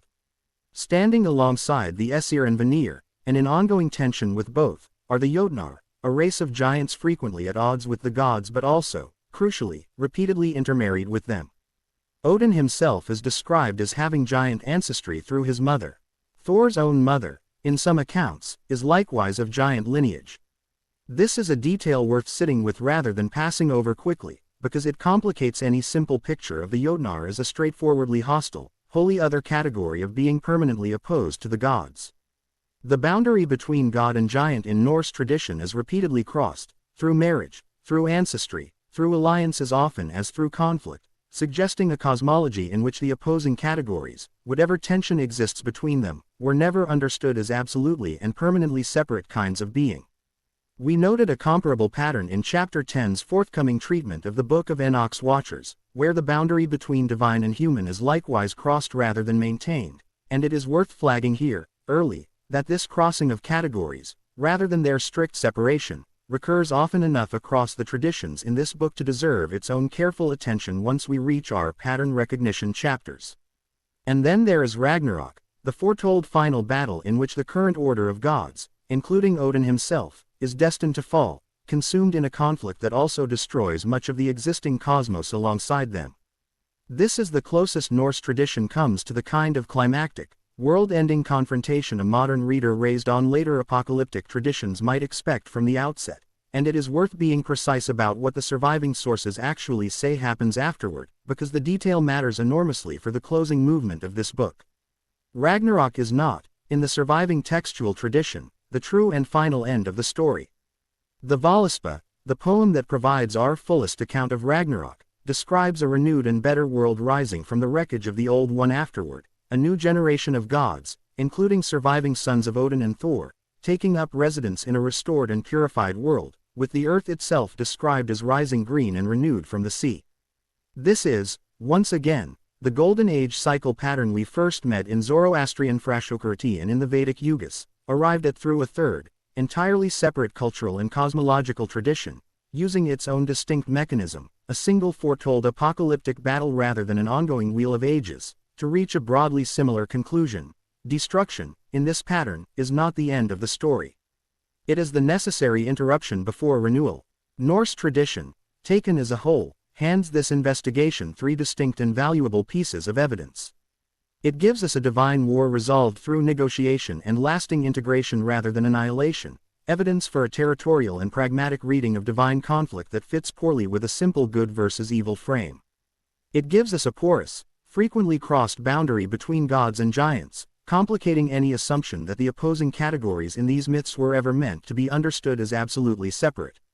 And it gives us a third independent example, following Zoroastrian and Vedic material already examined in this book, of a tradition expecting genuine destruction to give way to genuine renewal, rather than treating conflict or decline as a permanent or final condition.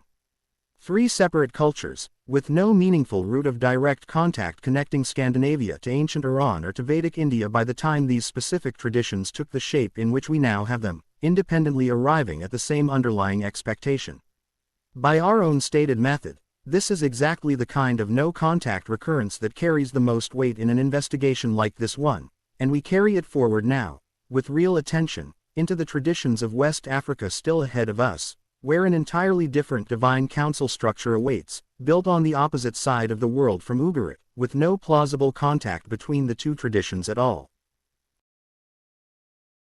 Chapter 9. West Africa, and a council built without Ugarit's help. There was no trade route connecting the Bronze Age Levant to the forests and city-states of what is now southwestern Nigeria. No shared ancestor language, no conquering army, no merchant caravan carried the concept of a distant presiding god governing through an active council of subordinate divine powers from Ugarit to the Yoruba peoples who developed their own religious tradition independently, over centuries, on an entirely different continent. And yet that is precisely the structure Yoruba tradition presents, arrived at, as far as the historical and archaeological record allows us to determine, entirely on its own terms. This is exactly the kind of no-contact recurrence our method flags as carrying the most evidential weight of anything this investigation can gather, and it deserves a full and careful hearing on those grounds alone, independent of whatever conclusions a reader eventually draws from it. At the summit of Yoruba cosmology stands Olodumare, the supreme god, understood as remote, largely unapproached through direct worship or sacrifice in the way the more active Orisha are approached, and generally described in the tradition as having withdrawn from direct, hands-on involvement in the affairs of the world after the initial work of creation was complete.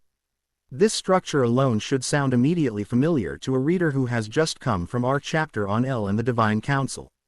A distant, presiding high god, aged in conception if not always in explicit physical description, positioned at the top of the cosmological structure but functionally removed from day-to-day affairs, delegating active governance to a body of subordinate powers operating beneath him. Yoruba tradition arrived at this same basic architecture without ever having seen a Ugaritic tablet. Beneath Olodumare operates a large and richly developed pantheon of Orisha, each with a specific domain, a specific personality, and a specific relationship to the human communities that honor them, structurally comparable in function, though certainly not in specific content, to the sons of El operating beneath their own presiding authority in the Canaanite material. Obatala, associated with creation, purity, and the shaping of human form, occupies a position of particular seniority among the Orisha, credited in much of the tradition with the actual physical molding of human beings from clay, a detail worth flagging for any reader who has just come from our earlier chapter on Mesopotamia, where humanity's origin was likewise bound up with divine material and divine labor, though arrived at through a completely unrelated cultural lineage. Shango, associated with thunder, fire, and justice, ranks among the most widely venerated Orisha and carries a distinctly active, forceful character reminiscent, at least in function if not in specific narrative detail, of storm gods occupying comparable roles in other traditions we have already examined, Baal beneath El in the Canaanite material being the closest and clearest structural parallel. Yoruba oral tradition, preserved and transmitted for many centuries before significant portions of it were eventually recorded in writing, also describes real struggles for authority and precedence among the Orisha themselves, disputes over seniority, over territory, over the proper order of ritual precedence at communal gatherings, a body of narrative material that resembles, again structurally rather than in specific content, the succession tensions we examined in Greece and the negotiated conflicts we examined in Norse tradition. This is not a static, frozen hierarchy handed down once and never contested. It is a living system with its own internal history of negotiation and dispute among the powers operating beneath the remote high god at its summit, which is worth noting carefully, because a hierarchy this dynamic is exactly what our method would expect to find if a genuinely independent tradition had arrived, through its own separate historical process, at a structurally similar answer to the same underlying organizational problem every complex pantheon eventually has to solve. How does a remote supreme authority delegate real governance to a body of subordinate powers without that body eventually developing its own internal politics?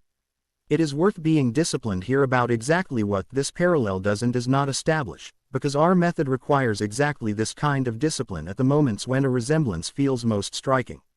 The structural similarity between Olodumare and his Orisha on one hand, and El and his divine sons on the other, does not require us to conclude that either tradition borrowed from the other, and the historical and archaeological record gives us no good reason to think any such borrowing occurred.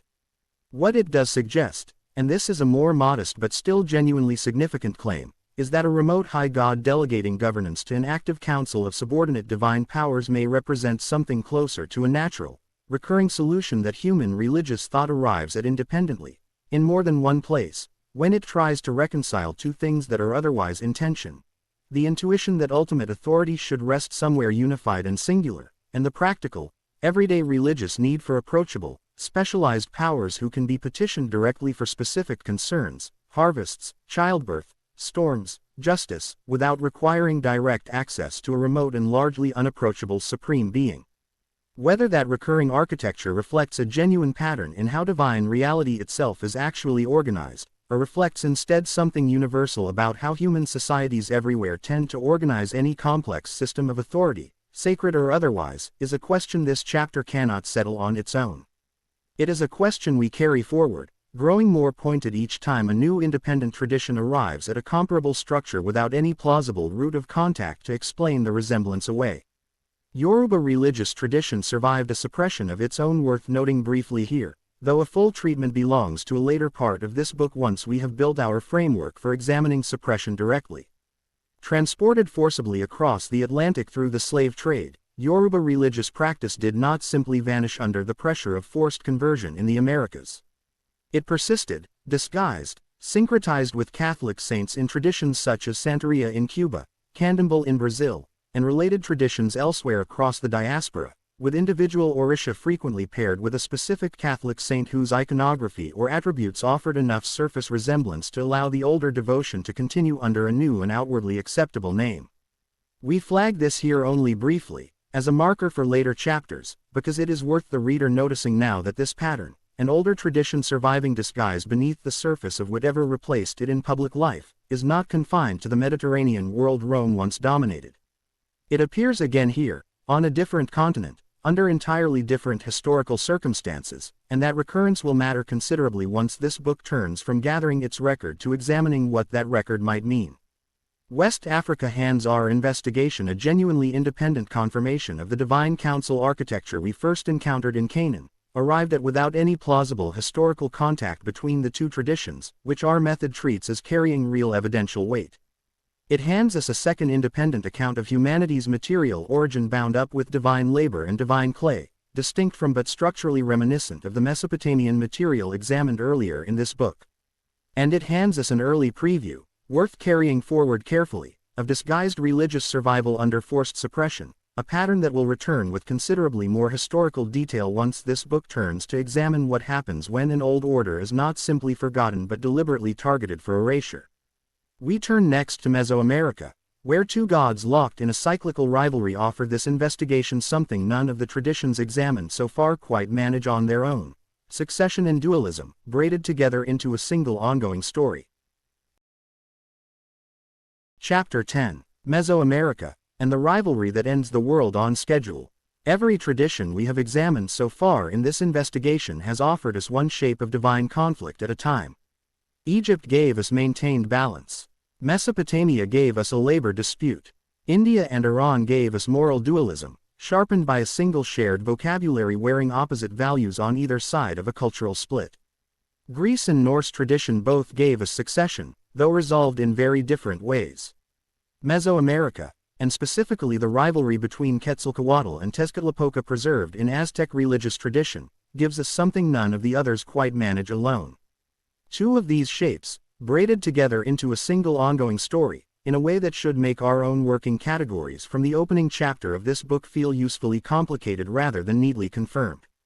Quetzalcoatl, the feathered serpent, is associated across the surviving Aztec and earlier Mesoamerican material with wind, with learning, with the arts of civilization, frequently cast as a culture-bringing figure who gave humanity knowledge and craft.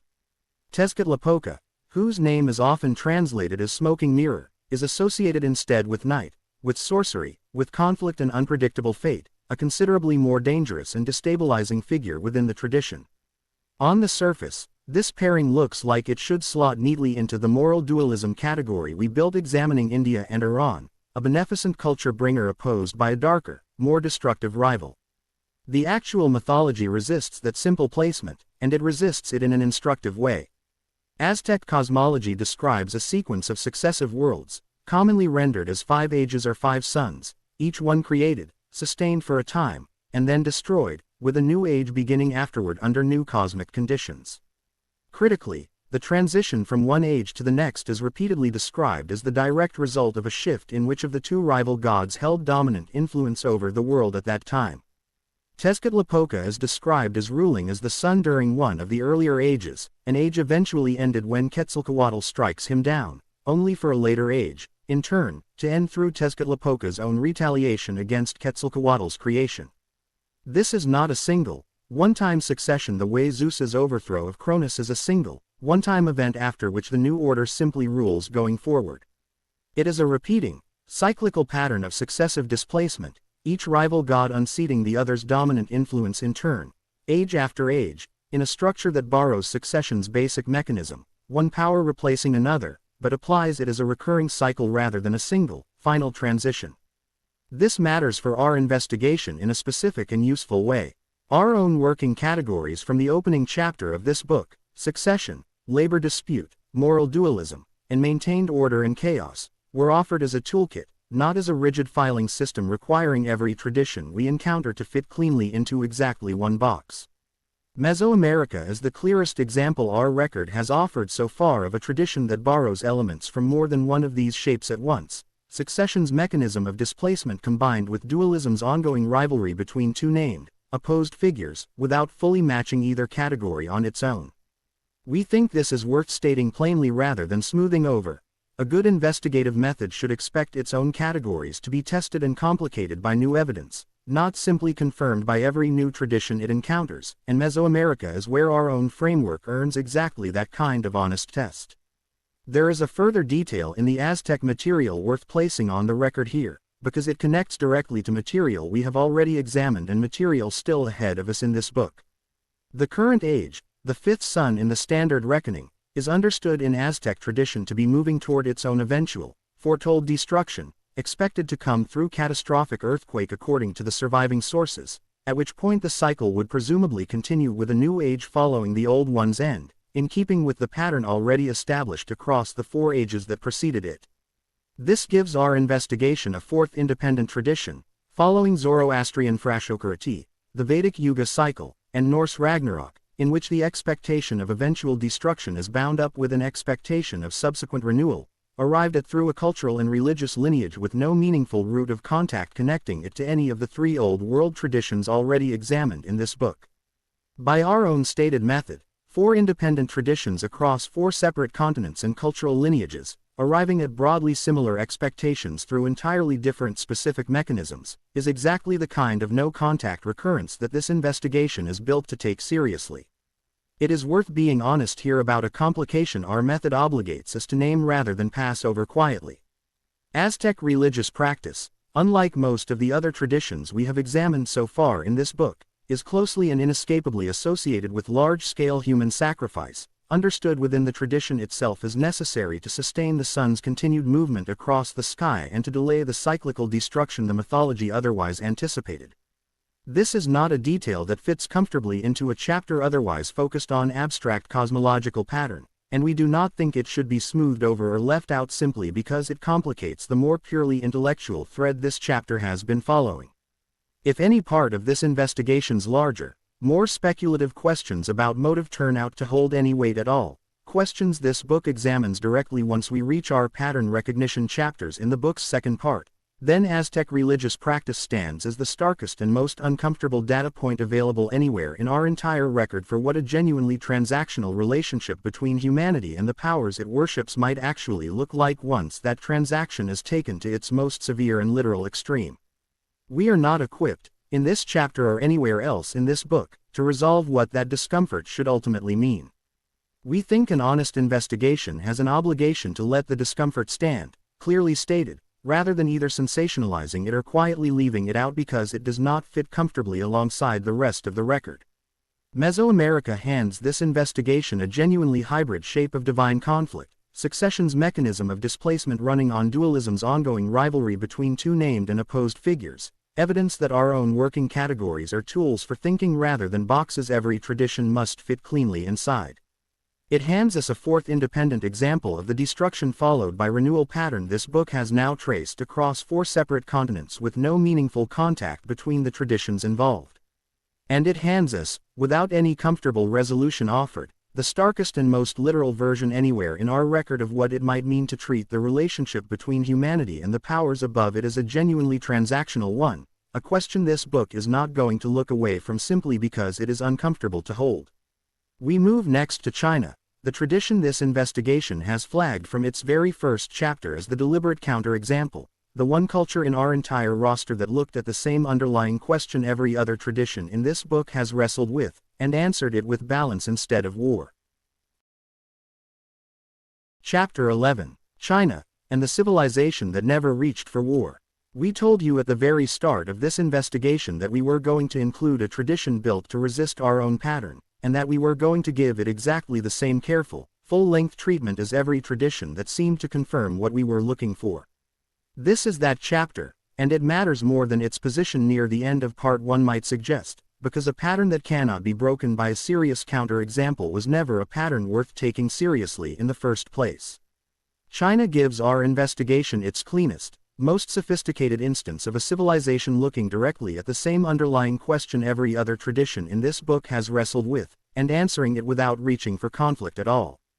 Consider first the concept most people outside China associate with Chinese cosmology even in passing familiarity, yin and yang.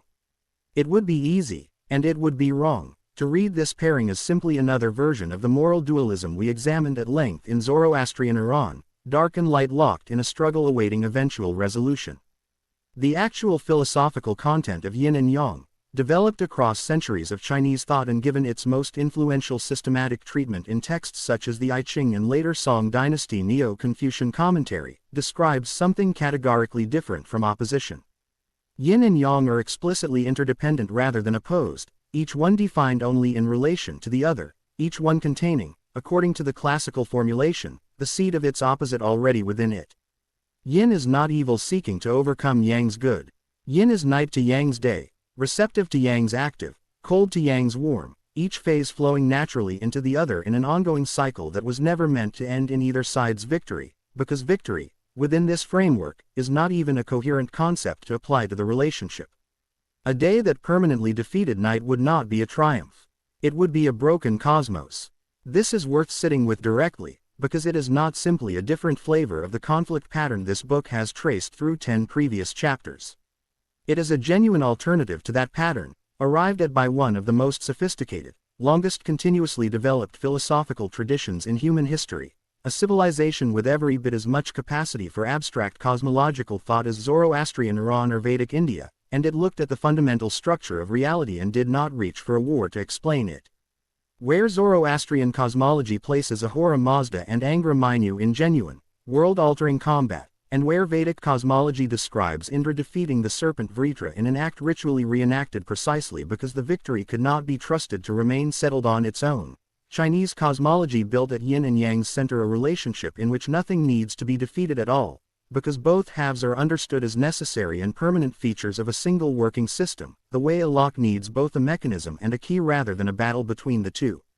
There is a second piece of Chinese religious history worth adding to this chapter, because it strengthens rather than complicates the counterexample. The figure of Shangdi, the high god of the earliest recoverable layer of Chinese religion, attested in oracle bone inscriptions from the Shang dynasty dating to roughly the 2nd millennium before the Common Era, among the oldest surviving written religious material anywhere in East Asia. Shangdi is described in these early inscriptions as a remote, largely unapproached supreme power, presiding at a distance over matters of weather, harvest, and the fortunes of the state, structurally comparable, at least in terms of remoteness and function, to El presiding over the Canaanite pantheon or to Oladumer presiding over the Orisha. Here is where our method demands real honesty from us. This structural resemblance, a distant high god at the summit of a religious system, could be read as one more data point supporting the divine council architecture we have now traced across Ugarit and West Africa. But the crucial difference is that Shangdi's own tradition never developed the active, competing council of subordinate powers locked in the kind of tension or rivalry we found beneath El or beneath Oladumer. Later Chinese religious and philosophical development moved instead toward the mandate of heaven, an impersonal cosmic principle of moral legitimacy governing dynastic succession, and toward the yin and yang framework we have already examined, both of which represent a further move away from anything resembling active divine conflict rather than toward it. We want to be careful here not to overstate what this counterexample actually accomplishes for our investigation, because overstating it would be just as dishonest as ignoring it. China's cosmological preference for balance over conflict does not, on its own, disprove anything the previous 10 chapters of this book have gathered. It does not mean the pattern of divine conflict recurring across Egypt, Mesopotamia, Canaan, India, Iran, Greece, Rome, the North, West Africa, and Mesoamerica was somehow illusory or manufactured after the fact. What China's example does responsibly establish, and this is a real and important finding in its own right, is that the pattern this book has been tracing is not an inevitable feature of sophisticated human cosmological thought. A civilization every bit as capable, every bit as philosophically serious as any other examined in this book, looked at the same fundamental question, and answered it differently. That refusal matters. It means whatever explains the recurring pattern elsewhere in our record, whether a shared feature of human psychology, a shared cultural inheritance we have not fully traced, or something else entirely, that explanation cannot simply be that every sufficiently advanced human civilization is bound to arrive at conflict as its central cosmological metaphor. China shows us that this was, at minimum, a choice, made differently in at least one major case, and a choice made differently somewhere is a choice that could, in principle, have been made differently everywhere. This is also the point in our investigation where we want to name a genuine methodological worry directly, rather than let it sit unaddressed. Confirmation bias, The well-documented human tendency to notice and remember evidence that supports a belief already held while overlooking evidence that complicates it, is a real risk in any investigation of this kind, and it is a risk this book has tried to guard against from its opening pages by committing, in advance, to include exactly this kind of counterexample and to give it full weight rather than a token mention. China is that commitment kept. A reader finishing this chapter should trust the pattern gathered across the previous 10 chapters somewhat more, not less, precisely because this chapter exists and was not softened, shortened, or quietly folded into a single paragraph inside a chapter about something else. China hands our investigation something genuinely different from every other tradition examined in this part of the book. Not another variation on conflict, but a fully developed, historically influential alternative to the entire premise that reality's fundamental structure requires conflict to explain it at all. It hands us yin and yang, defined by interdependence rather than opposition, each half containing the seed of the other, victory and incoherent concept within the system's own internal logic. And it hands us Shangdi, a remote high god who never developed the active, contested council structure we found repeatedly elsewhere, evidence that the divine council architecture itself, wherever else it appears, was not an inevitable outcome of imagining a supreme being at all.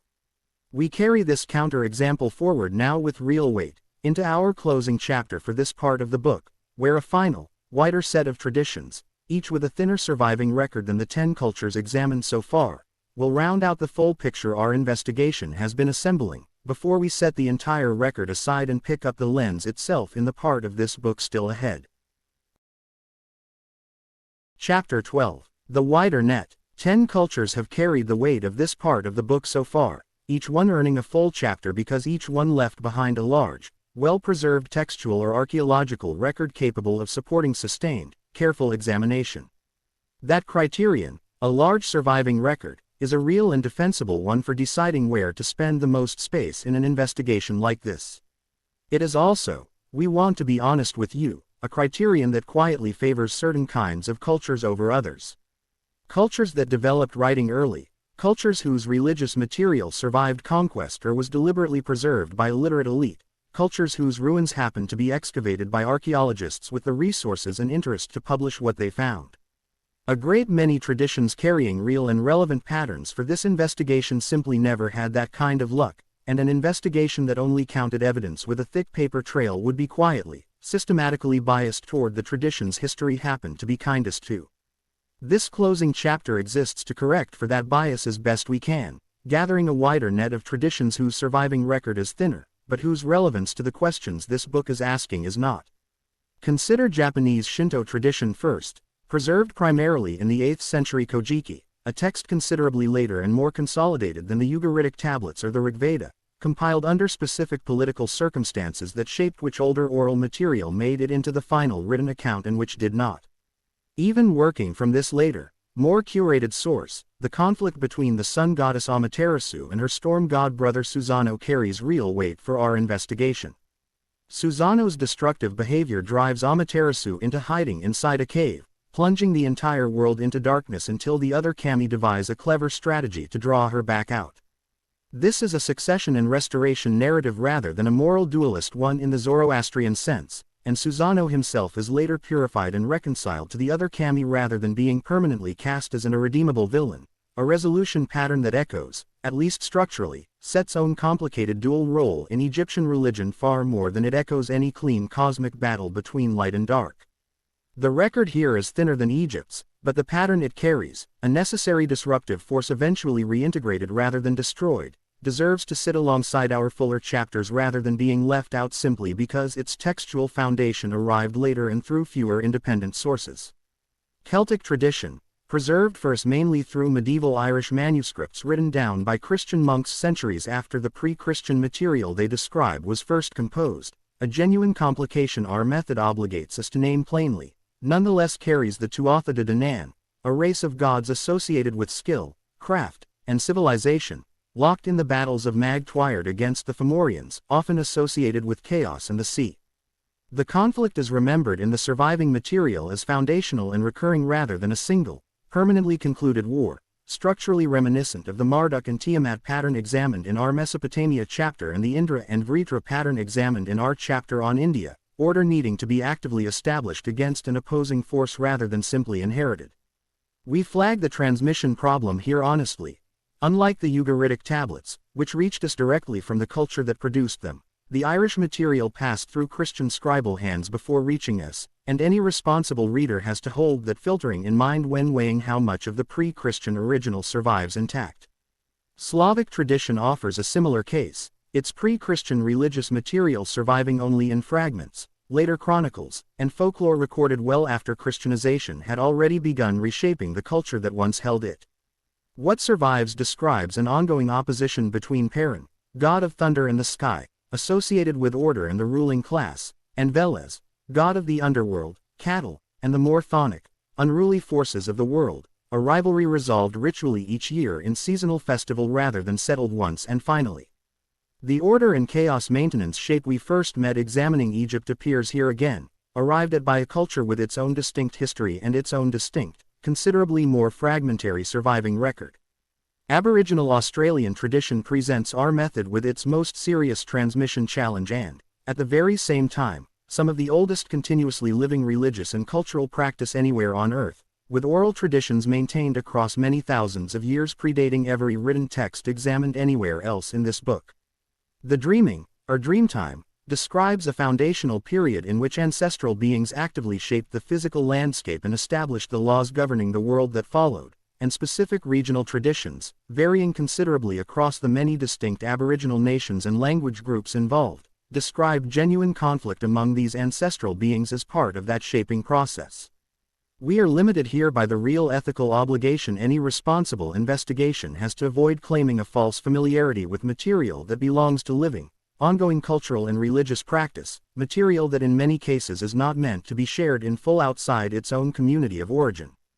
We name this tradition honestly, and briefly, out of respect for that boundary, while still noting that its basic structure, ancestral conflict shaping the foundations of the present world, belongs recognizably to the same broad family of pattern this book has been tracing across every other chapter in this part.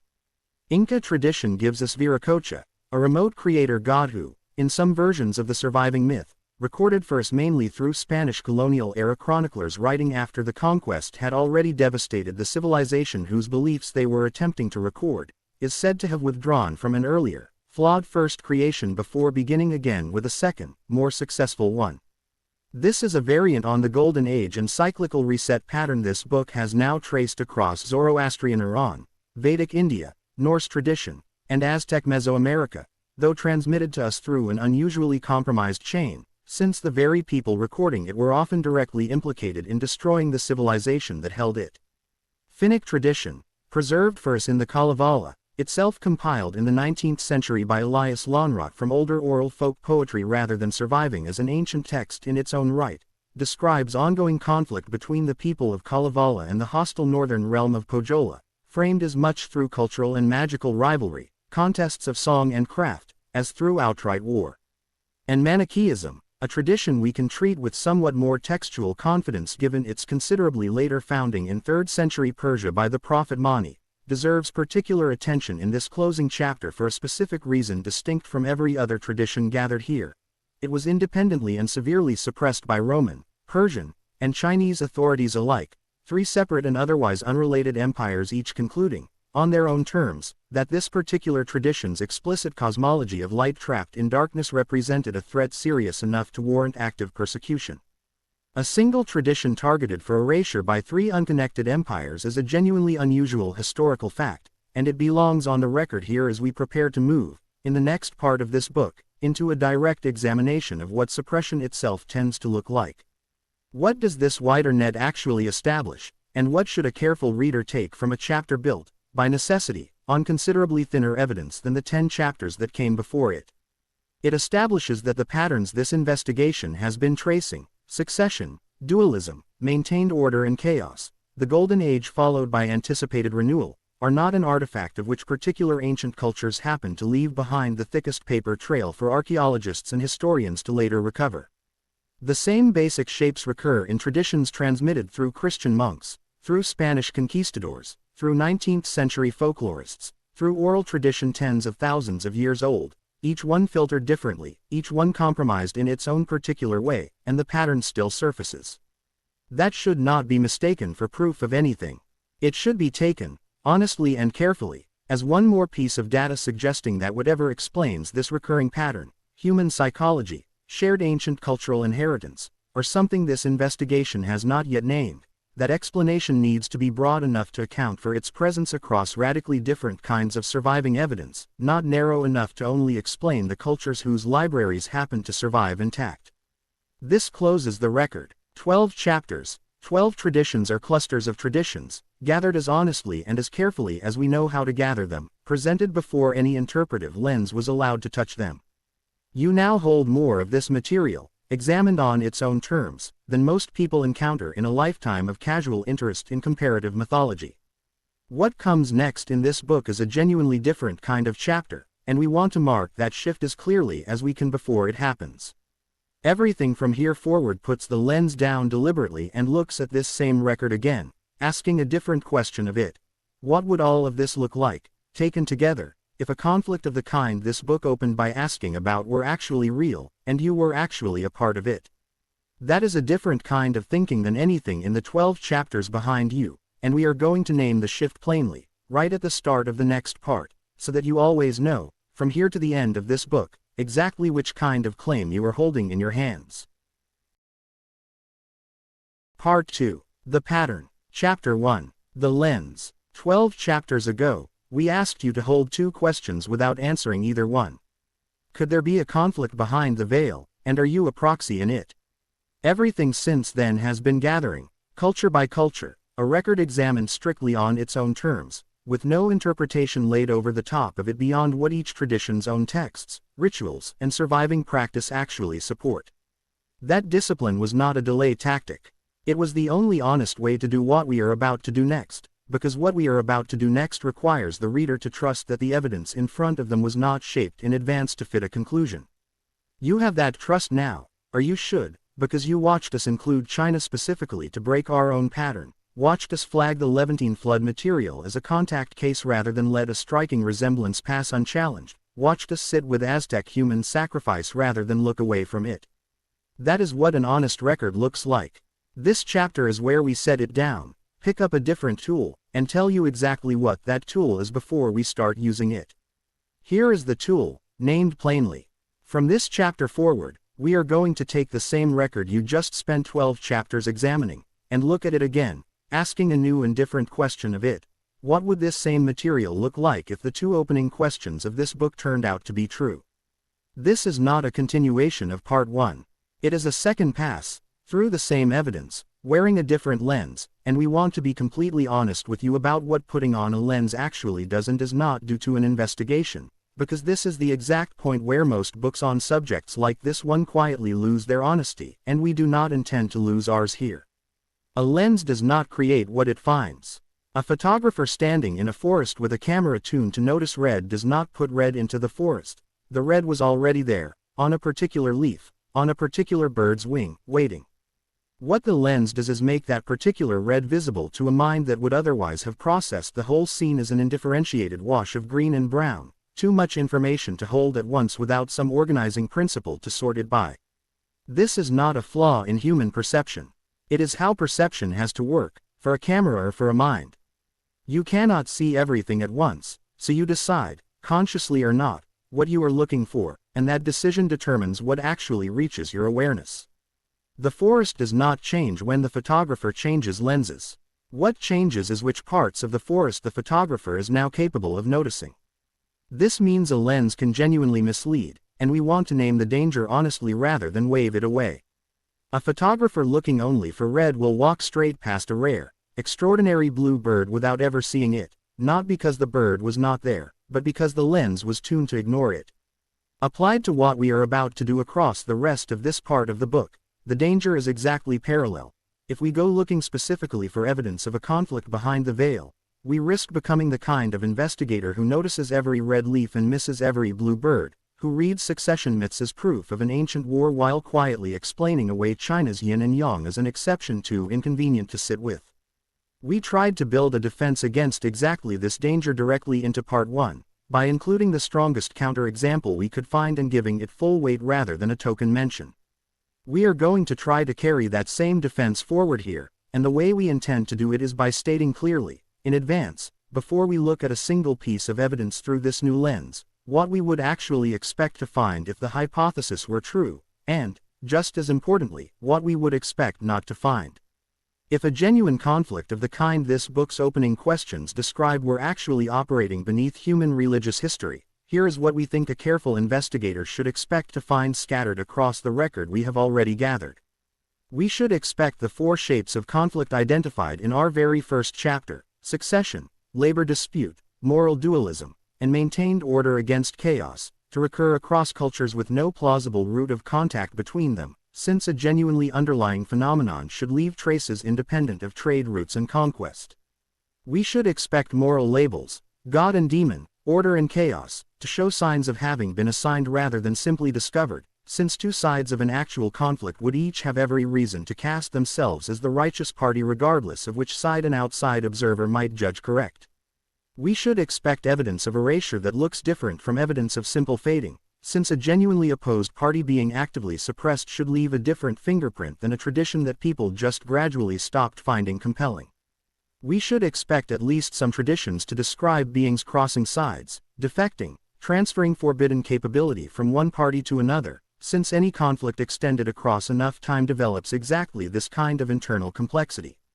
And we should expect the traditions closest to describing the conflict explicitly, rather than only implying it through structure, to converge on broadly similar expectations about how it eventually resolves, since a real phenomenon, however differently individual cultures encode it, should not produce entirely contradictory predictions about its own outcome. Just as importantly, here is what we should not expect to find, and what would count as a real problem for the hypothesis rather than evidence we can quietly set aside. We should not expect every single tradition in our record to fit the pattern equally well, and if every tradition did fit equally well, that uniformity should itself raise suspicion rather than confidence, since real phenomena filtered through radically different cultures over thousands of years should produce real variation, not a suspiciously tidy uniformity that looks more like a template applied after the fact than a genuine underlying signal.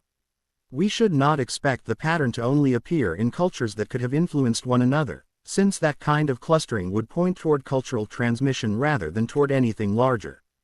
And we should not expect the evidence, honestly examined, to only ever point in one direction, since a genuine investigation should occasionally turn up material that complicates its own working hypothesis, the way China complicated ours in Part 1, rather than material that conveniently confirms it at every single turn. We are stating all of this now, before the interpretive chapters that follow, specifically so that you can hold us to it. If, by the time this part of the book ends, the pattern we have traced turns out to only ever confirm and never complicate, treat that as a warning sign about our own method rather than as unusually strong evidence for the hypothesis. A lens this book is honest about wearing is a lens you can evaluate. A lens this book pretended not to be wearing, presenting interpretation as though it were simply more record, would be the actual failure of honesty this whole investigation was built to avoid. One more thing worth saying plainly before we move forward. Putting on this lens does not mean the two central questions of this book are about to be answered in the chapters ahead. It means we are finally equipped to examine them properly, with a full record behind us and a stated, checkable method in front of us. The chapters that follow will take the same shapes of conflict, the same patterns of suppression, the same recurring figures who cross sides, and turn them over together, looking for what connects them across the 12 traditions already examined, always naming plainly where the evidence is strong and where it is thin, always leaving room, as we did with China, for the material to push back against us rather than simply confirm what we already suspected. That is the work ahead. We think it is the most interesting work in this entire book, and we think you are now genuinely ready for it, in a way you could not have been without the 12 chapters of patient gathering behind you. Let's put the lens on, and see what the record looks like now that we know what we are looking for. Chapter 2. The Shape of Conflict, Reconsidered. With the lens named and the ground rules stated, we can finally do something Part 1 deliberately withheld from you. Lay all 12 traditions from our record side by side, at once, and ask what happens when the four shapes identified in our very first chapter are used not just to describe each culture individually, but to sort an entire civilization's worth of religious history into a single working map. This is where the real test of our own framework happens, because a framework that only works one culture at a time was never really a framework at all. It was just a set of labels applied after the fact. Succession sorts more cleanly than any of the other three shapes, and it is worth noticing why. Greece gives us the cleanest case, 3 generations overthrowing one another in turn, each transition final and complete. Norse tradition gives us a variation worth holding right alongside it, a war resolved through truce and integration rather than annihilation, which tells us succession itself is not a single mechanism but a family of related outcomes, ranging from total replacement to negotiated coexistence. Mesoamerica gives us succession running on a cycle rather than a single line, each rival god unseating the other in turn across 5 ages rather than settling the matter once. And Japan, examined more briefly in our closing chapter, gives us succession paired with reconciliation, Susano purified and reintegrated rather than permanently displaced. 4 cultures, no meaningful contact connecting Scandinavia to Mesoamerica to Bronze Age Greece to Japan, and all 4 independently produce some version of the same underlying shape, an older or disruptive power yielding its dominant position to a newer one, through mechanisms ranging from total war to negotiated truce to ritual reconciliation. That range is itself informative. If succession were simply a story humans tell because political power actually does change hands generation after generation in ordinary human societies, and religious myth naturally mirrors that lived political experience, we would expect exactly this kind of variation, a shared skeleton dressed differently by each culture's own particular relationship to how power actually changed hands on the ground. Moral dualism, by contrast, sorts far less cleanly, and the reason why is the single most important finding this chapter has to offer. India and Iran share not just a structure but a vocabulary, the same root words assigned opposite values on either side of a cultural split, which is about as strong a piece of evidence as this investigation has anywhere that the moral content of dualism, which side counts as good and which counts as evil, is constructed by the tradition rather than discovered by it. Once you know this about Deva and Asura, you cannot unknow it when you look at any other tradition in our record claiming a clean moral opposition. Manichaeism, examined briefly in our closing Part 1 chapter, presents itself as the starkest moral dualism in our entire record, light against darkness with no ambiguity offered at all, and yet it was independently persecuted by 3 separate empires who each, on their own terms, decided this particular tradition's dualism represented the wrong side of a struggle rather than the right one. Even the tradition most committed to a clean moral split could not escape being on the receiving end of somebody else's opposite judgment about which side deserved to survive. Order and chaos maintenance is where our framework meets its most important limit, and we want to state that limit plainly rather than talk around it. Egypt, Mesopotamia's Marduk and Tiamat, India's Indra and Vritra, and Celtic traditions Tuatha De Danann and Fomorians all share the crucial feature that makes this shape distinct from the other 3. None of them expect the conflict to actually end. Egypt's nightly struggle against Isfet, Babylon's annually reenacted defeat of Tiamat, these are conflicts built to be maintained forever, not conflicts working toward a resolution. This matters enormously for anyone tempted to read our entire record as evidence for a single ongoing war with a winner and a loser still to be determined, because a meaningful portion of the traditions we gathered in Part 1 were never describing that kind of conflict at all. They were describing an equilibrium, and an equilibrium is not a war in progress waiting for a victor. It is a different category of thing entirely, and honesty requires us to say clearly that not every piece of our record supports the proxy war framing this book keeps circling. Some of it actively argues against reading every conflict that way. And then there is China, which we are not going to let this chapter pass over quickly simply because we already gave it a full chapter of its own in Part 1. Laid alongside the other 11 traditions in this side-by-side comparison, yin and yang does not just decline to fit any of our 4 shapes. It represents a positive alternative to the entire premise that conflict, in any of its 4 varieties, is the right frame for understanding cosmic structure at all. This is worth stating as plainly as we can manage. If this book's central hypothesis were true in the strongest, most literal sense, that a real conflict actually runs beneath human religious history and every tradition is, in its own way, encoding a memory or an intuition of that conflict, China's cosmology should be the hardest thing in our entire record to explain. We do not think it is impossible to explain. A civilization could, in principle, have developed a genuinely different relationship to the same underlying phenomenon, choosing balance and integration as its cultural response where other civilizations chose confrontation and moral sorting. But that explanation is doing real interpretive work, considerably more than the succession or dualism material required of us, and we want you to notice the difference in how much lifting is required, right here, rather than let it pass by unremarked. What does this side-by-side comparison actually leave us holding, once the sorting is done? It leaves us with a considerably more textured picture than a simple ancient cosmic war would predict. Succession recurs with real consistency and real variation, evidence, at minimum, of something universal in how human societies imagine power changing hands, applied to the divine realm, because that is where humans have always projected their most important questions. Moral dualism recurs too, but recurs alongside strong, close-up evidence that its specific moral content is assigned rather than discovered, which should make any reader considerably more cautious about taking any single tradition's claim about which side is righteous at face value. Order and chaos maintenance recurs in a form that resists the war framing almost entirely, describing equilibrium rather than a contest with a winner still to be crowned. And China stands as a genuine, weight-bearing counter-example to the whole premise, not fully explained away by anything this chapter has offered. This is not the tidy confirmation a book built to persuade you would have delivered. We think that is exactly why it is worth trusting. We move next to a considerably darker piece of the record, laid out fully in Part 1 but never yet examined through the lens. What erasure itself actually looks like, once you know to look for its particular fingerprint.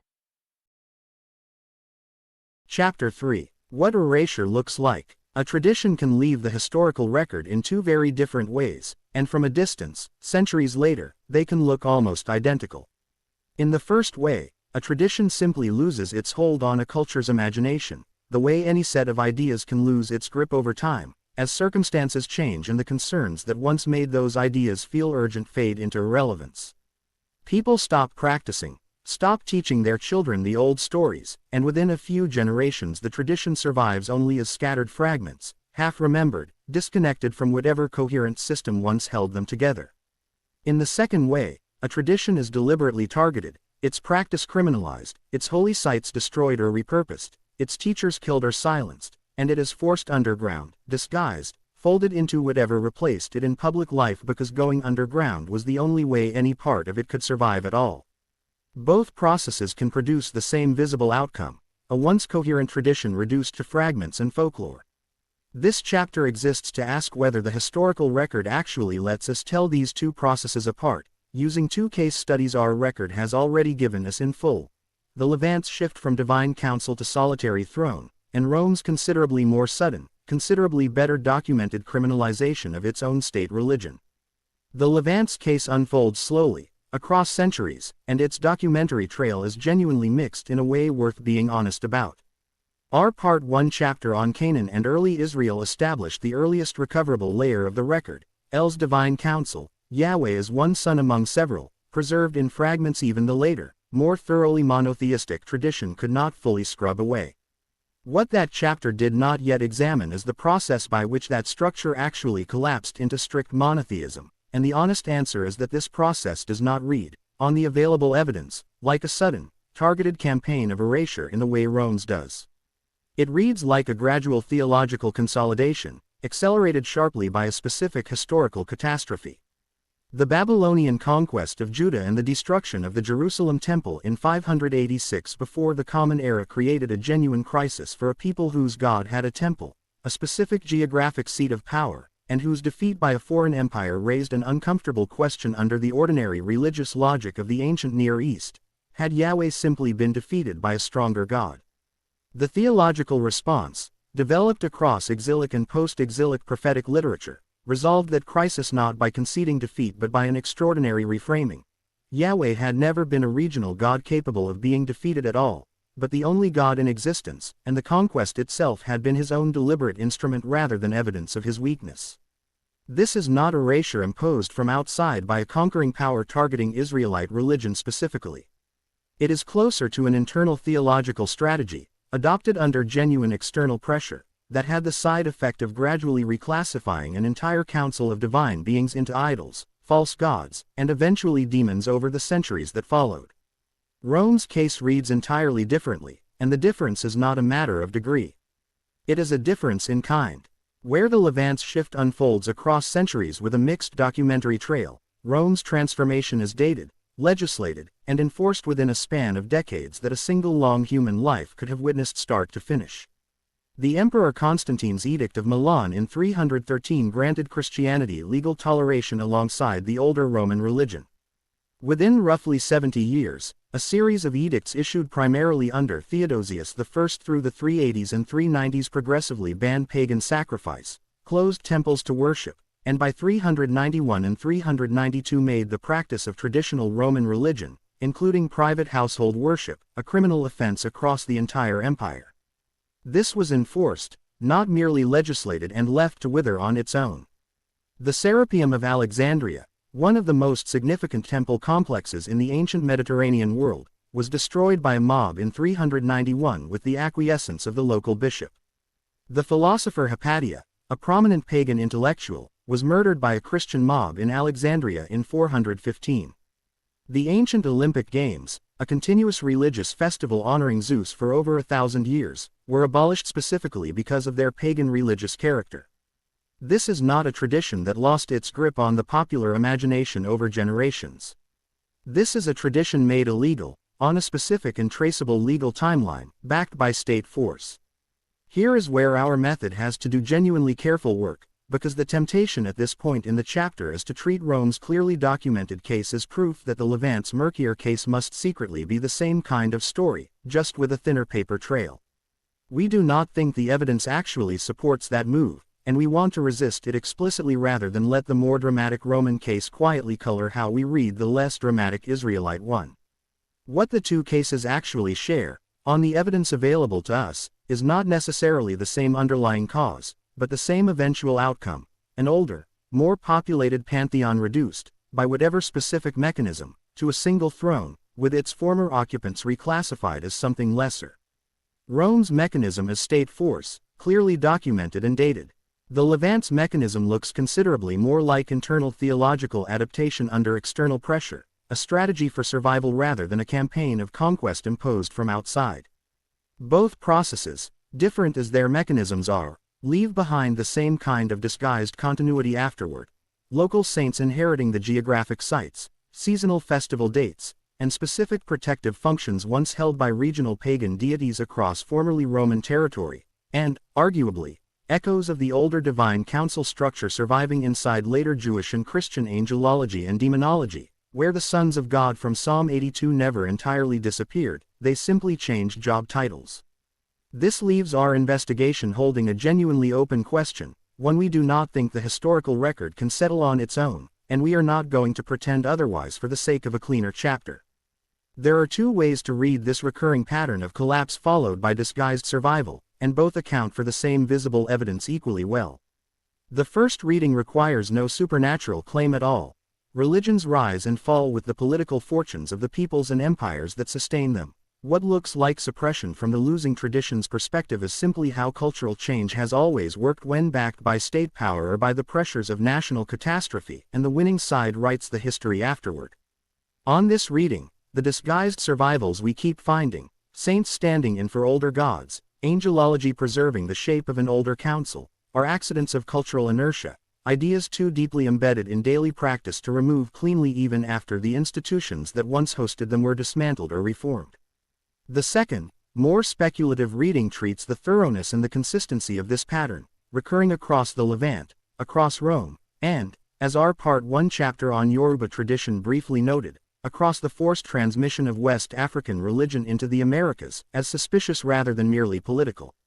On this reading, something that could not be fully removed persisted in whatever disguised form it could manage, precisely because it was never merely a human institution to begin with. We are not going to choose between these two readings here, and we want to be honest about why, rather than let that refusal look like evasion. Nothing in the historical record we have gathered actually distinguishes them. The visible outcome, fragmentary survival disguised beneath a new dominant order, looks identical whether the underlying cause is purely political or something larger.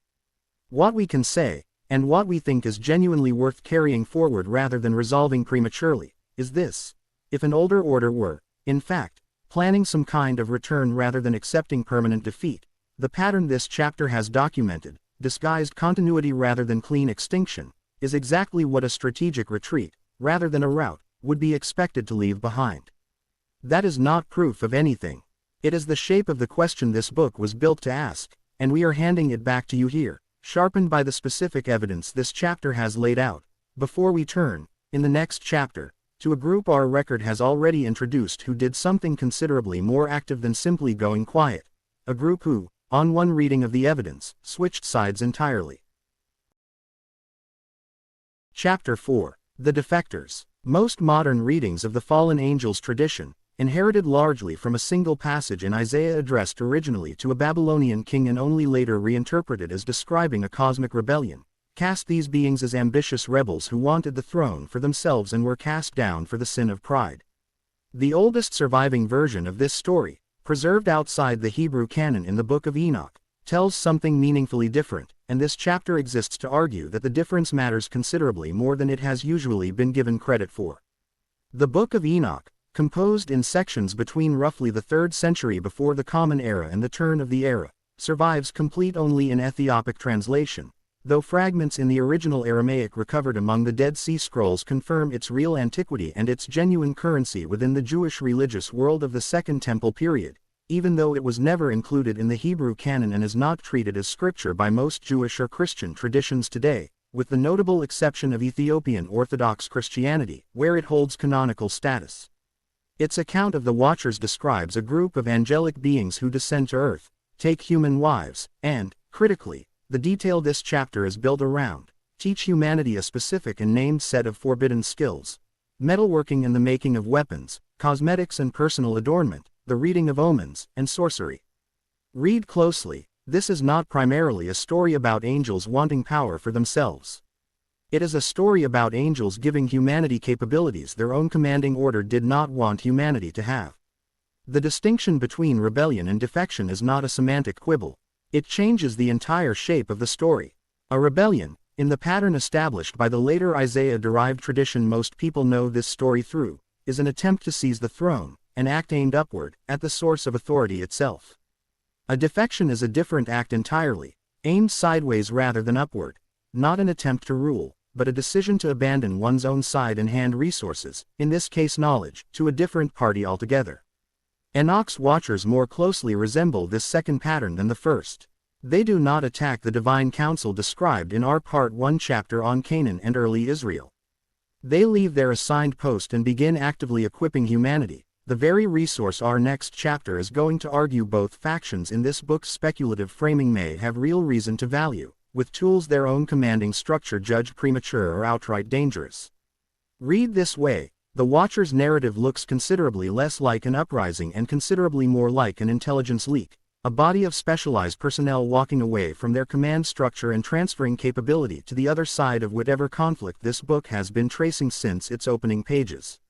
This same pattern, a being from the ruling order transferring restricted knowledge to humanity against that order's explicit wishes, and suffering real consequences for doing so, does not appear only in the Enoch material. Greek tradition gives us Prometheus, who steals fire, standing broadly in the myth for the whole category of technological and civilizational knowledge, and gives it to humanity directly against the will of Zeus, suffering an extraordinary and specifically designed punishment as a result, bound to a rock while an eagle devours his regenerating liver each day for his defiance. This is worth placing directly alongside Enoch's Watchers, because the underlying shape is close enough to be genuinely striking. A single figure, or a group of figures, from a ruling divine order, transfers forbidden capability to humanity specifically, at real and severe personal cost, against the explicit wishes of that order's own supreme authority. Two traditions, one Hebrew and one Greek, developing along separate lines even if not entirely without contact given their shared Eastern Mediterranean context, arrive at strikingly parallel stories about how humanity actually came to possess its most consequential capabilities. There is a third example worth adding here, one our Part 1 record already gave us in a different context. Our Mesopotamia chapter examined Atrahasis primarily as evidence for humanity's origin as a labor dispute settlement, created to relieve the junior gods of their burden. But Enki, the god who helps engineer that original creation, reappears later in the broader Mesopotamian tradition, and in the closely related flood narrative, as the specific god who secretly warns a single human being that catastrophe is coming, defying the senior god Enlil's explicit decision to eliminate humanity through the flood. This is, again, the same underlying shape, a member of the ruling order, acting against that order's stated will, to preserve or advance humanity's position specifically. Three separate traditions, Mesopotamian, Hebrew, and Greek, independently producing variations on the same basic story, is exactly the kind of recurring pattern our method treats as worth taking seriously, though we want to flag honestly that these three cultures, unlike some of the more geographically distant no-contact cases examined in Part 1, did have real historical contact with one another across the ancient Near Eastern and Mediterranean world, which means this particular recurrence carries somewhat less evidential weight on its own than, for instance, the Yoruba and Canaanite divine council parallel did. What might actually motivate a defection of this kind, assuming for the moment that the speculative framing of this book holds any weight at all? We want to be careful to mark this next move clearly as speculation, since no ancient text states motive this explicitly on its own terms. If a deposed or weaker order, the kind our previous chapter examined evidence for across the Levant and Rome, needed to build capacity over a genuinely long timescale before any attempt to reassert itself, then a faction within the stronger, currently ruling order calculating that the long-term odds actually favored the weaker side would have a coherent, self-interested reason to defect now rather than wait out what it judged to be a losing position. This is offered here as the most internally consistent explanation available for why a body of divine beings would risk real and severe punishment specifically to transfer forbidden knowledge to humanity, considerably more consistent, we think, than the simpler motives, lust or a straightforward desire to rule directly, that the later, more moralized tradition tends to emphasize instead when it retells this story as a rebellion rather than a defection. It is worth returning here, briefly, to a detail our Part 1 chapter on Norse tradition raised and set aside for later use. The porous, repeatedly crossed boundary between gods and giants, Odin himself carrying giant ancestry through his own mother. We flagged at the time that this crossing of categories, rather than their strict maintenance, recurs often enough across our record to deserve real attention once we reached our pattern recognition chapters, and this is that attention. The Watchers cross the boundary between divine and human through marriage. Odin's own lineage crosses the boundary between god and giant through ancestry. Enki repeatedly acts across the boundary between the senior god's stated will and humanity's own survival. A boundary that is supposed to separate two categories of being, but that keeps getting crossed anyway, by figures the tradition itself remembers rather than erases, is a considerably more interesting piece of evidence than a boundary that holds perfectly in every account. It suggests, at minimum, that the traditions preserving these crossings did not experience the line between divine and human, or between one divine faction and another, as quite as fixed or as absolute as later, more systematized theology would come to insist it was. The Watcher's narrative concludes, in Enoch's account, with a detail worth placing on the record even though it complicates rather than resolves the picture this chapter has been building. The offspring of the Watchers and human women are described as Nephilim, giants whose violence eventually becomes part of the justification for the flood itself, the same catastrophe Enki secretly works to help a single human family survive. This means the very knowledge transfer this chapter has been reading sympathetically, as a defection carrying real cost and real risk on behalf of humanity, also produces, in the text's own account, a genuinely destructive outcome. We do not think this complication undermines the defection reading. We think it is exactly the kind of texture a real, complicated history would be expected to leave behind, rather than the clean, simple morality tale later tradition eventually flattened this story into. Defectors, in any conflict, do not always produce purely beneficial outcomes for the side they defect to. Sometimes what they bring changes hands and produces consequences none of the original parties fully intended. We carry that complexity forward now, into the next chapter, where we ask a more systematic version of the question this chapter has only approached obliquely. Not just who might have crossed sides, but what, across our entire record, any of these factions might actually have wanted from humanity in the first place. Chapter 5. Motive. If humanity has genuinely been contested territory across the 12 traditions gathered in Part 1, the next question this investigation owes you is not who was fighting, but why. What would any faction, divine or otherwise, actually want from a species like ours. This is the most systematic chapter in this part of the book, closer to building a table than telling a story, and we want to be upfront about that shift in register before we begin, because the tool this chapter produces is meant to outlast this book. A reader who finishes this chapter should be able to pick up a tradition we never examined and ask, on their own, which of these motives it seems to be encoding, without needing us to tell them. The first candidate motive is worship as a resource, and the evidence for treating it as a genuine, functional resource rather than a purely symbolic gesture is stronger across our record than most casual readers of mythology tend to appreciate. Our Mesopotamia chapter already showed us the gods in Atrahasis growing hungry and distressed when the flood temporarily eliminates the humans who fed them through sacrifice, a detail worth returning to now with new weight. These are not gods who require nothing from humanity and grant favor purely out of benevolence. They need something, and the flood, intended to solve an overpopulation problem, very nearly cost them the thing they needed most. Roman religious practice, examined in our own chapter on Rome, operated on the explicit principle of do ut des, I give so that you might give, a contractual, mutual obligation model in which neglected gods were understood to withdraw favor or become actively hostile.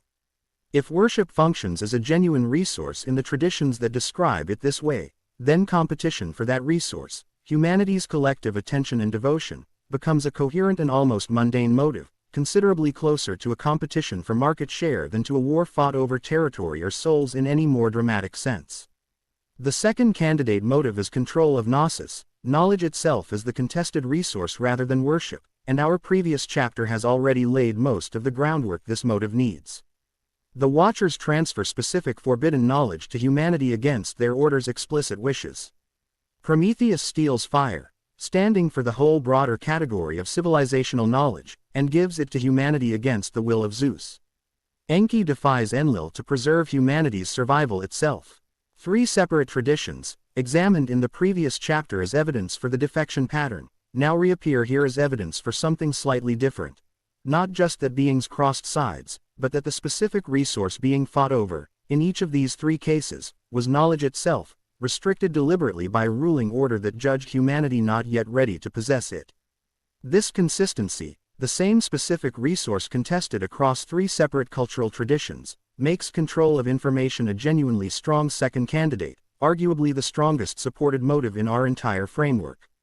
The third candidate motive reads considerably less like resource competition and considerably more like guidance toward maturity, and it is worth taking seriously precisely because it complicates any simple two-sided war framing this book might otherwise drift toward. Our Egypt chapter examined Mayat at length, the concept of right cosmic order the pharaoh was charged with actively maintaining, a standard humans were meant to grow into and uphold rather than a resource to be extracted from them. Vedic Dharma, touched on in our chapter on India and Iran, performs a closely related function, less a rule imposed from outside than a cosmic order humans are meant to align themselves with through their own developing understanding. Traditions organized around this third motive tend to describe divine involvement as instructive rather than extractive, closer to the relationship between a teacher and a student than between a claimant and a contested prize. If this motive genuinely operates alongside the first two, it means at least some of the figures populating our record cannot be understood as combatants in any war at all. They may simply be caretakers, and a caretaker is not the kind of figure a war metaphor knows what to do with. The fourth and final candidate motive is the most literal of the four, the world itself, or a favorable position within it, as the actual prize being fought over. Our Greece chapter gave us the Olympians and Titans fighting over which generation controls reality going forward, not over worship or knowledge specifically but over the throne itself. Our Norse chapter gave us the Aesir and Vanir settling their war through truce and hostage exchange, a resolution pattern that, as we noted at the time, resembles the ordinary, pragmatic conclusion of a conflict between comparable territorial powers far more than it resembles a moral struggle between good and evil. This motive fits succession-shaped myths particularly well, for reasons that should be obvious once stated plainly. A conflict over who rules does not require worship or knowledge to be at stake at all, only the throne itself. It fits moral dualist traditions considerably more poorly, since Zoroastrian and Vedic dualism are organized around an ongoing moral struggle rather than a single contested seat of power, which reinforces something our very first chapter insisted on and that this whole book has tried to hold on to since.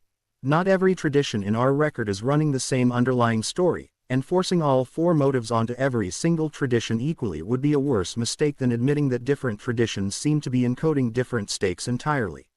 None of these four motives excludes the others, and we think most individual traditions in our record likely encode more than one simultaneously, layered rather than cleanly separated. What this framework actually offers, and what we think is the most durable tool this entire book has to give you, is a considerably more precise vocabulary than good versus evil for asking what any given tradition is actually claiming is at stake. A tradition emphasizing sacrifice and offering is likely encoding motive 1. A tradition centered on forbidden teaching, on knowledge crossing a boundary it was not supposed to cross, is likely encoding motive 2. A tradition built around a maintained cosmic standard humans are charged with upholding is likely encoding motive 3. A tradition built around generational overthrow and a contested throne is likely encoding motive 4. Applying this vocabulary consistently, going forward, rather than reaching for good and evil by default the way most casual treatments of this material do, is the single most concrete instrument this investigation has produced so far, and we think it will do real work for you well beyond the pages of this book. The next time you encounter a tradition we never had room to examine here and find yourself asking, on your own, what that tradition actually seems to think is at stake. Chapter 6. The Strategy of a Deposed Power. We want to say this plainly, in the very first sentence of this chapter, because it is the single most speculative essay in this entire book and it deserves to be marked as such before a single idea in it reaches you. Everything that follows is a thought experiment, not a claim about any specific figure, tradition, or historical actor. If the order our previous chapters have traced losing ground, across the Levant's theological consolidation and Rome's legislated criminalization, is real in any sense beyond human political history, and if that order intends to eventually return rather than accept permanent defeat, then ordinary strategic reasoning suggests something specific about what that return would have to look like. This chapter borrows a framework from a field that has nothing to do with religion or mythology at all, insurgency and asymmetric conflict studies, to think through that question with real rigor rather than drama. Military and political theorists studying insurgency across many historical cases consistently identify the same starting condition. A weaker party facing a stronger, entrenched opponent cannot win through direct, open confrontation, because doing so simply loses whatever engagement it enters on the stronger party's own terms, using the stronger party's own advantages. This is not a modern insight invented for the study of 20th century guerrilla warfare. It describes the logic behind irregular resistance movements across recorded history, wherever a genuinely weaker faction has faced a genuinely stronger one and still chosen to keep fighting rather than surrender outright. The rational response to this condition, established again and again across very different historical contexts, is not surrender. It is a shift in method. Avoid direct confrontation entirely, operate through indirect means, and focus on the long, patient work of shifting the underlying conditions of the conflict rather than attempting to win any single decisive battle. Insurgency literature generally identifies a small number of recurring strategies available to a weaker party operating under these conditions, and each one maps onto material our record has already given us with a precision worth taking seriously. The first recurring strategy is subversion, working from within the stronger power's own institutions to weaken them from inside rather than attacking them from outside where the stronger power's defenses are strongest. Our previous chapter's examination of disguised continuity, saints inheriting the functions, sites, and festival dates of the older gods they officially replaced, maps onto this strategy with real precision. Content from an older order persisting inside the very institutions that officially replaced it, rather than being cleanly removed by those institutions, is subversion's textbook signature, whether or not anyone involved consciously intended it that way. The second recurring strategy is the cultivation of sympathetic populations, building support and infrastructure among a group the stronger power does not fully control or closely monitor. Our previous chapter's watchers, and the broader pattern of defection examined alongside them, Prometheus and Enki included, resemble this cultivation strategy directly. Building capability and loyalty specifically among humanity, a population the presiding order, on the Divine Council model our Part 1 chapters established, did not exercise total or uncontested control over even at the height of its own authority. The third recurring strategy is patient capacity building, deliberately avoiding decisive engagement until sufficient strength has accumulated to make an eventual confrontation actually winnable, sometimes across a timescale spanning generations rather than years.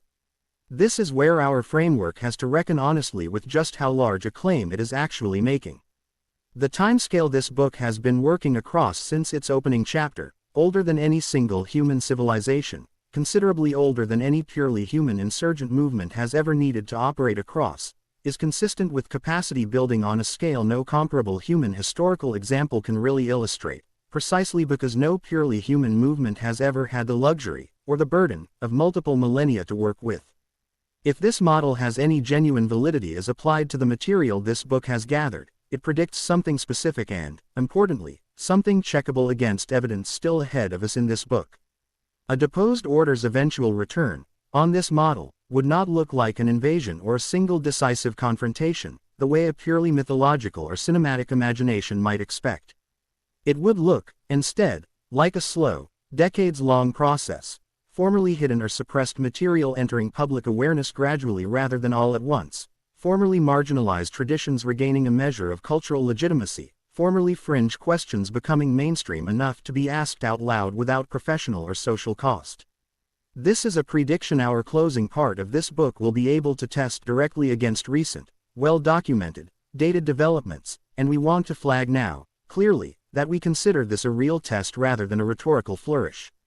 If the pattern of gradual, increasing openness this chapter predicts turns out not to be checkable against real, dated evidence, that failure should count against this speculative framework, not be quietly explained away. We want to close this chapter by naming, directly, the way this entire model could be misused, because a framework this speculative carries real responsibility along with it. It would be easy to read everything in this chapter as license to interpret any cultural or political development a person happens to dislike as evidence of a coordinated conspiracy, an insurgent campaign by some larger, hidden order working against ordinary human institutions. We do not think that reading is supported by anything this chapter has actually argued, and we want to say so plainly rather than let the framework's own dramatic shape invite that misuse by omission. This chapter has proposed a thought experiment about what strategic reasoning would predict, if a very specific and still entirely unproven premise were true. It has not claimed the premise is true, and it has not identified any specific present-day institution, movement, or figure as evidence of this strategy in action. The value of this chapter, if it has any, is in sharpening how we think about long timescales and indirect strategy in the abstract, not in providing a ready-made lens for reading conspiracy into ordinary human events.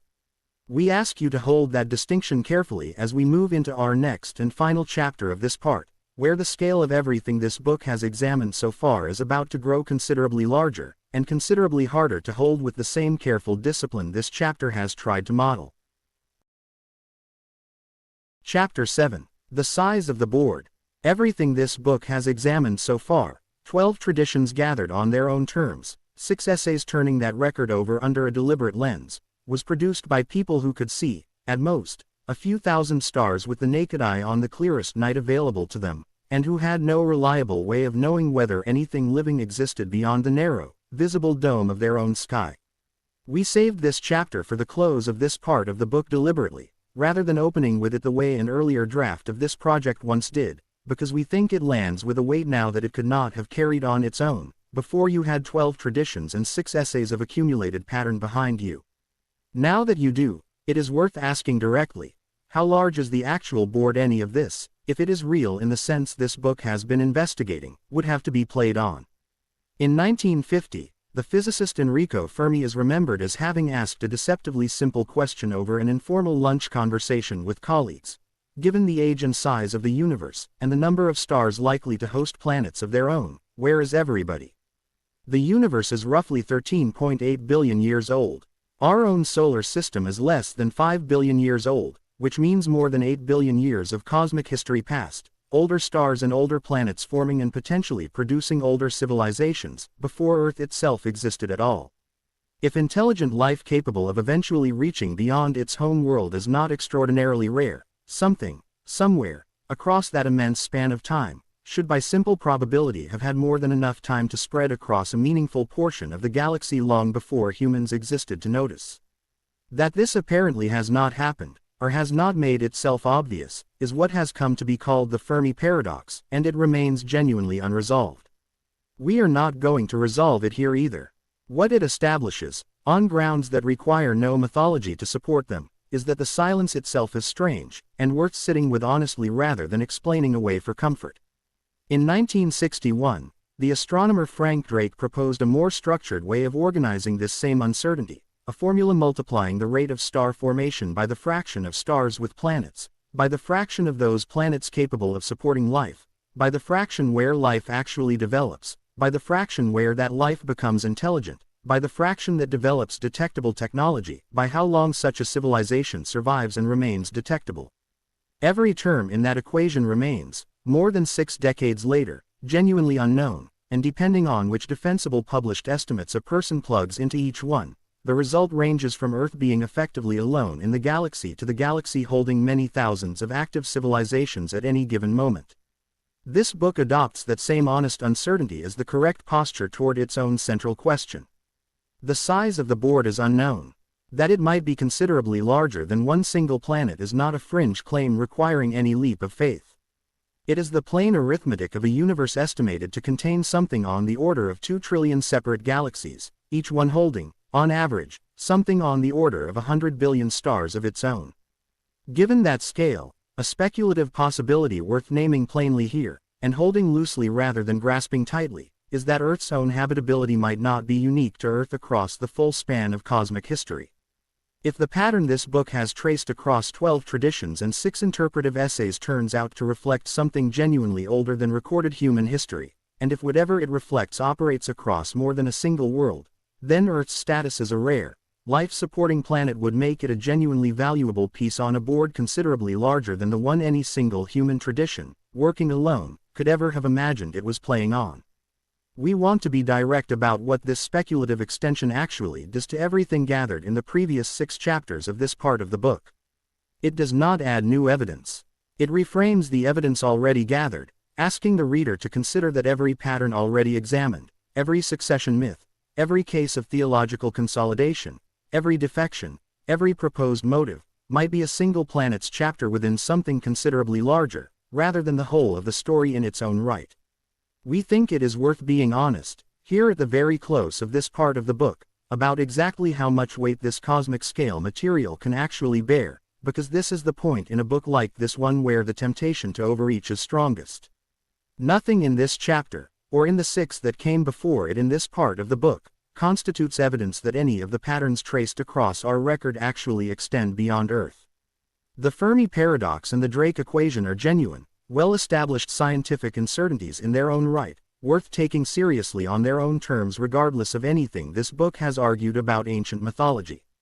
Connecting them to this book's central speculative question is an act of framing, not an act of proof, and we want that distinction to be the note this entire part of the book closes on, rather than let the scale and drama of the universe itself do work that the actual evidence cannot yet support on its own.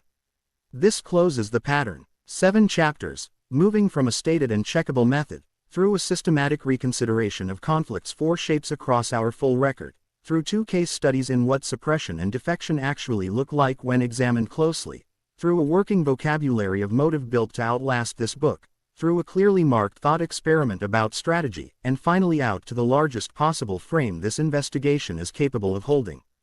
None of it was offered as proof.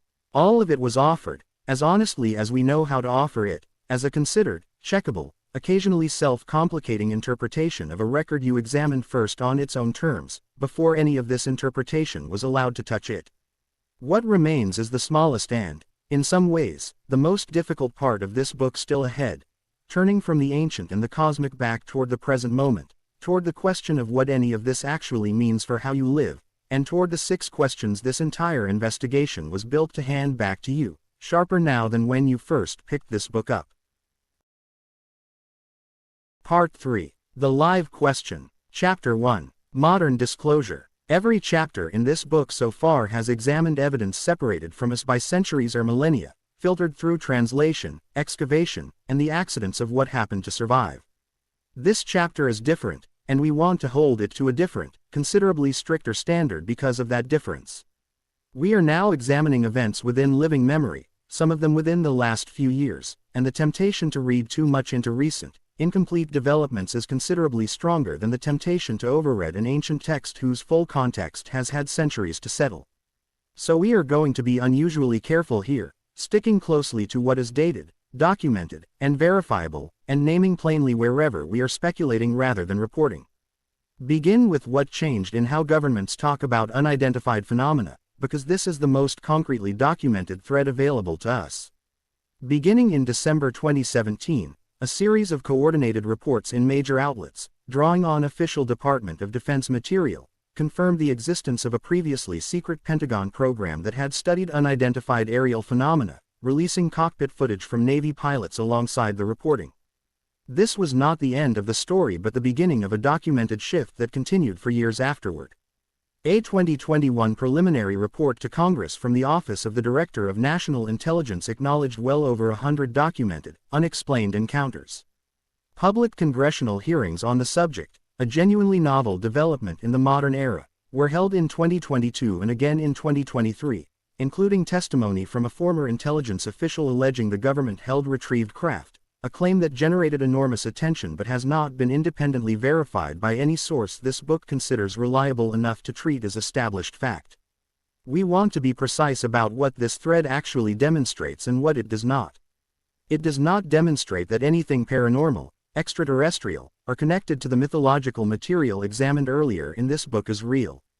What it demonstrates, with real documentary confidence, is that a sitting Congress held open, televised hearings on a subject that would have ended a career to raise seriously a century earlier, which represents a measurable, dated change in what counts as legitimate public inquiry, independent of what any individual report ultimately concludes.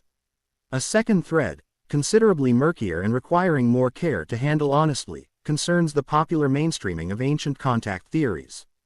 Public interest in the idea that ancient civilizations had contact with an advanced non-human intelligence owes much of its modern popularity to Erich von Daniken's 1968 book Chariots of the Gods, and later to the writer Zacharias Sitchin, whose Earth Chronicles series proposed detailed translations of Sumerian texts describing a planet called Nibiru and an advanced species called the Anunnaki, the same term our own Mesopotamia chapter used to describe the senior gods of Atrahasis, who Sitchin claimed had genetically engineered humanity. We want to be unusually direct here, since this book has used some of the same terminology Sitchin popularized, though in a different and more textually grounded sense. Professional Assyriologists, scholars trained in actually reading the cuneiform texts Sitchin claimed to translate, have specifically and consistently rejected his translations as inaccurate, finding that Nibiru does not appear in the texts the way Sitchin describes, and that his rendering of Anunnaki as visiting astronauts rather than as the standard term for the Mesopotamian pantheon generally is not supported by the primary source material our own earlier chapter drew on directly. This book's own use of Anunnaki, back in our Mesopotamia chapter, followed the scholarly, textually grounded reading, and we are flagging Sitchin's considerably more popular but scholarly rejected translation here specifically so the difference stays visible rather than getting blurred together in a reader's memory. A third thread, quieter than the other two but arguably more academically substantial, concerns legitimate research into altered states of consciousness, which has expanded considerably in recent decades following a long period of restriction after the drug policies of the 1970s effectively closed off serious scientific inquiry in this area for a generation. Universities including Johns Hopkins and Imperial College London have conducted controlled clinical research into psilocybin and related compounds, producing peer-reviewed findings on their effects on perception, mood, and reported experiences of ego dissolution. Separately, near-death experience research, conducted by cardiologists and neuroscientists studying reported experiences during cardiac arrest, has produced a substantial peer-reviewed literature attempting to understand these accounts, without the field reaching any real consensus on what they ultimately indicate about the nature of consciousness itself. Neither research thread confirms anything this book has argued elsewhere. Both represent a genuine, mainstream, institutional willingness to study questions about consciousness and altered perception that were largely closed to serious academic inquiry within living memory, which is itself the relevant data point for this chapter's purposes, independent of what the research eventually concludes. Held together, these three threads, congressional hearings on unidentified phenomena, the popular mainstreaming of ancient contact theories alongside their scholarly rebuttal, and university clinical research into altered consciousness, are three separate, independently verifiable developments, each occurring within the last several decades and accelerating specifically within the last 10 to 15 years. Our earlier chapter on the strategy of a deposed power proposed, as an explicit thought experiment, that a genuine long-term strategic return would predict exactly this kind of gradual, accelerating shift in what counts as publicly askable, rather than a single dramatic revelation. This chapter is where that prediction actually gets tested against real, dated evidence rather than remaining purely abstract, and we think it is worth stating honestly that the evidence gathered here is at least consistent with that prediction, without being anywhere close to sufficient to confirm it. The same three threads are equally, and perhaps more simply, explained by the ordinary consequence of an information-saturated culture with unprecedented access to formerly obscure material, declassification schedules finally running their course, research funding structures shifting after decades of restriction, and social media giving fringe topics a scale of reach earlier eras never had available to them. We are not going to choose between these two explanations here.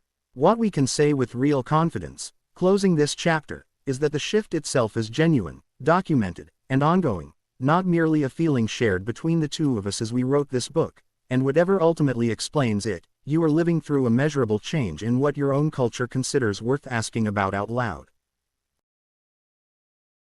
Chapter 2. No villains, only outcomes. 19 chapters now sit behind this one, moving through succession struggles, labor disputes, moral dualisms, and maintained balances, through theological consolidation and legislated conquest, through defection and motive and a deliberately fenced-off thought experiment about strategy. Almost none of it required deciding who was good and who was evil, and that omission was never an accident. It was a discipline, held deliberately from this book's very first chapter, and this short essay exists to state the reasoning behind that discipline directly, rather than let it keep operating silently in the background the way it has everywhere else in this book. Good and evil is a genuinely useful moral frame within a shared human community operating under shared rules, rules that community itself largely agrees on and can hold its own members accountable to. It becomes considerably less useful, we think, when applied to entities operating across radically different timescales, with radically different stakes, whose actual reasoning this book has had no reliable access to at any point across its previous 19 chapters. Our own motive framework, worship, gnosis, stewardship, and territory, describes intelligible, self-interested reasons for the behavior recorded across our entire record, without requiring that any party be cast as a monster or savior to explain what they did. A council protecting its own authority, examined in our chapter on Canaan and early Israel. A faction defecting because it judged the long odds unfavorable, examined in our chapter on the Watchers. An empire consolidating its own survival through exclusive theology, examined in our chapter on what erasure actually looks like. None of these require malice to explain. They require only the ordinary logic of any actor, human or otherwise, trying to preserve or improve its own position under the specific pressures it actually faced. A more useful frame, and the one this book has tried to apply consistently across every chapter behind you, is winners and losers rather than good and evil. Our chapter on erasure documented an order that lost, decisively, through both gradual theological consolidation and outright legal criminalization. That loss does not require the losing order to have deserved its fate morally, any more than a losing side in any ordinary historical conflict automatically deserves its defeat simply by virtue of having lost. It requires only that it lost, for identifiable reasons, to a stronger or better organized opposing force. We want to be careful here, though, because this reframing carries a real risk of sounding colder than it should. Reading history this way does not excuse cruelty where cruelty is genuinely documented. The Theodosian persecutions examined in our Rome chapter were real, and nothing in this winners and losers framing is meant to soften that reality or explain it away. What this framing resists is the temptation to sort every party across our entire record into hero and villain roles that the actual evidence, examined honestly across 19 chapters, simply does not clearly support. This matters for something more immediate than historical interpretation, and it is worth stating directly here, at the close of a book built around a genuinely live and unresolved question. If any part of this book's speculative framing turns out to hold real weight, and a live, ongoing situation of the kind this book has been describing as still unfolding in some form, then the posture you bring to that situation, as the reader who has now sat with this entire investigation, matters considerably. Approaching it with confident certainty about which side is righteous, before the evidence actually supports that certainty, risks exactly the kind of tribal thinking this book has tried to avoid modeling at every single turn across its previous 19 chapters. A more honest posture, and the one we recommend without insisting you adopt it, is engaged attention without premature judgment, taking the question seriously, forming your own provisional views essay by essay the way this book's opening chapter asked you to, while remaining genuinely open to revising those views as new information arrives, the way any real investigation requires. That is a harder posture to hold than simply picking a side and committing to it. We think it is also the only posture actually consistent with everything this book has claimed, from its very first chapter forward, about the honest limits of its own evidence. We want to close this short chapter by being clear about what it is not arguing, because a chapter this brief risks being misread if we let it stand without that clarification. This chapter is not arguing that morality is meaningless, or that every action documented across this book's record deserves equal sympathy regardless of its consequences for the actual human beings caught inside it. It is arguing something considerably narrower, and we think considerably more defensible, that sorting ancient, and possibly ongoing, conflicts into clean moral categories, on the evidence this investigation has actually gathered, tells you more about your own inherited assumptions than it tells you about what was, or is, actually happening. Winners and losers is a colder frame than good and evil. Across the entire record this book has examined, we think it is also, consistently, the more honest one, and we are handing it to you now, plainly, as the ethical center this whole investigation has quietly been built around from its very first page. Chapter 3. The Golden Age Cycle. Our chapter on Greece introduced the Golden Age motif as a recurring pattern, an early time of abundance and peace, presided over by a figure later displaced from power. Our chapters on India and Iran, on Norse tradition, and on Mesoamerica each independently confirmed some version of the same underlying shape, arrived at through cultures with no meaningful route of contact connecting them to Greece or to one another. This closing essay asks what that recurrence adds up to, now that every other piece of this book's argument sits behind it, and it is worth noticing, before we begin, that this is the first chapter in this entire book explicitly built to look forward rather than backward. The traditions gathered across this book do not only remember a golden age lost somewhere in the past. A striking number of them also anticipate one still to come, following a period of genuine conflict or decline, and we think this forward-facing half of the pattern has been underappreciated across most popular treatments of this material, which tend to stop at nostalgia and never notice the second half of the shape. Zoroastrian Frashokarati, examined at real length in our chapter on India and Iran, describes an expected final renewal of the world once the long struggle between Ahura Mazda and Angra Mainyu concludes, humanity's own moral choices genuinely bearing on when and how that resolution arrives. Vedic cosmology's cycle of yugas, having declined from the Satya Yuga through 3 successive ages toward the present and considerably degraded Kali Yuga, is generally understood within the tradition to eventually restart rather than simply end in permanent decline. Norse Ragnarok, the foretold destruction of the current gods and much of the existing cosmos, is followed, in the Voluspa's own surviving account, not by silence but by a renewed and better world rising green from the wreckage of the old one.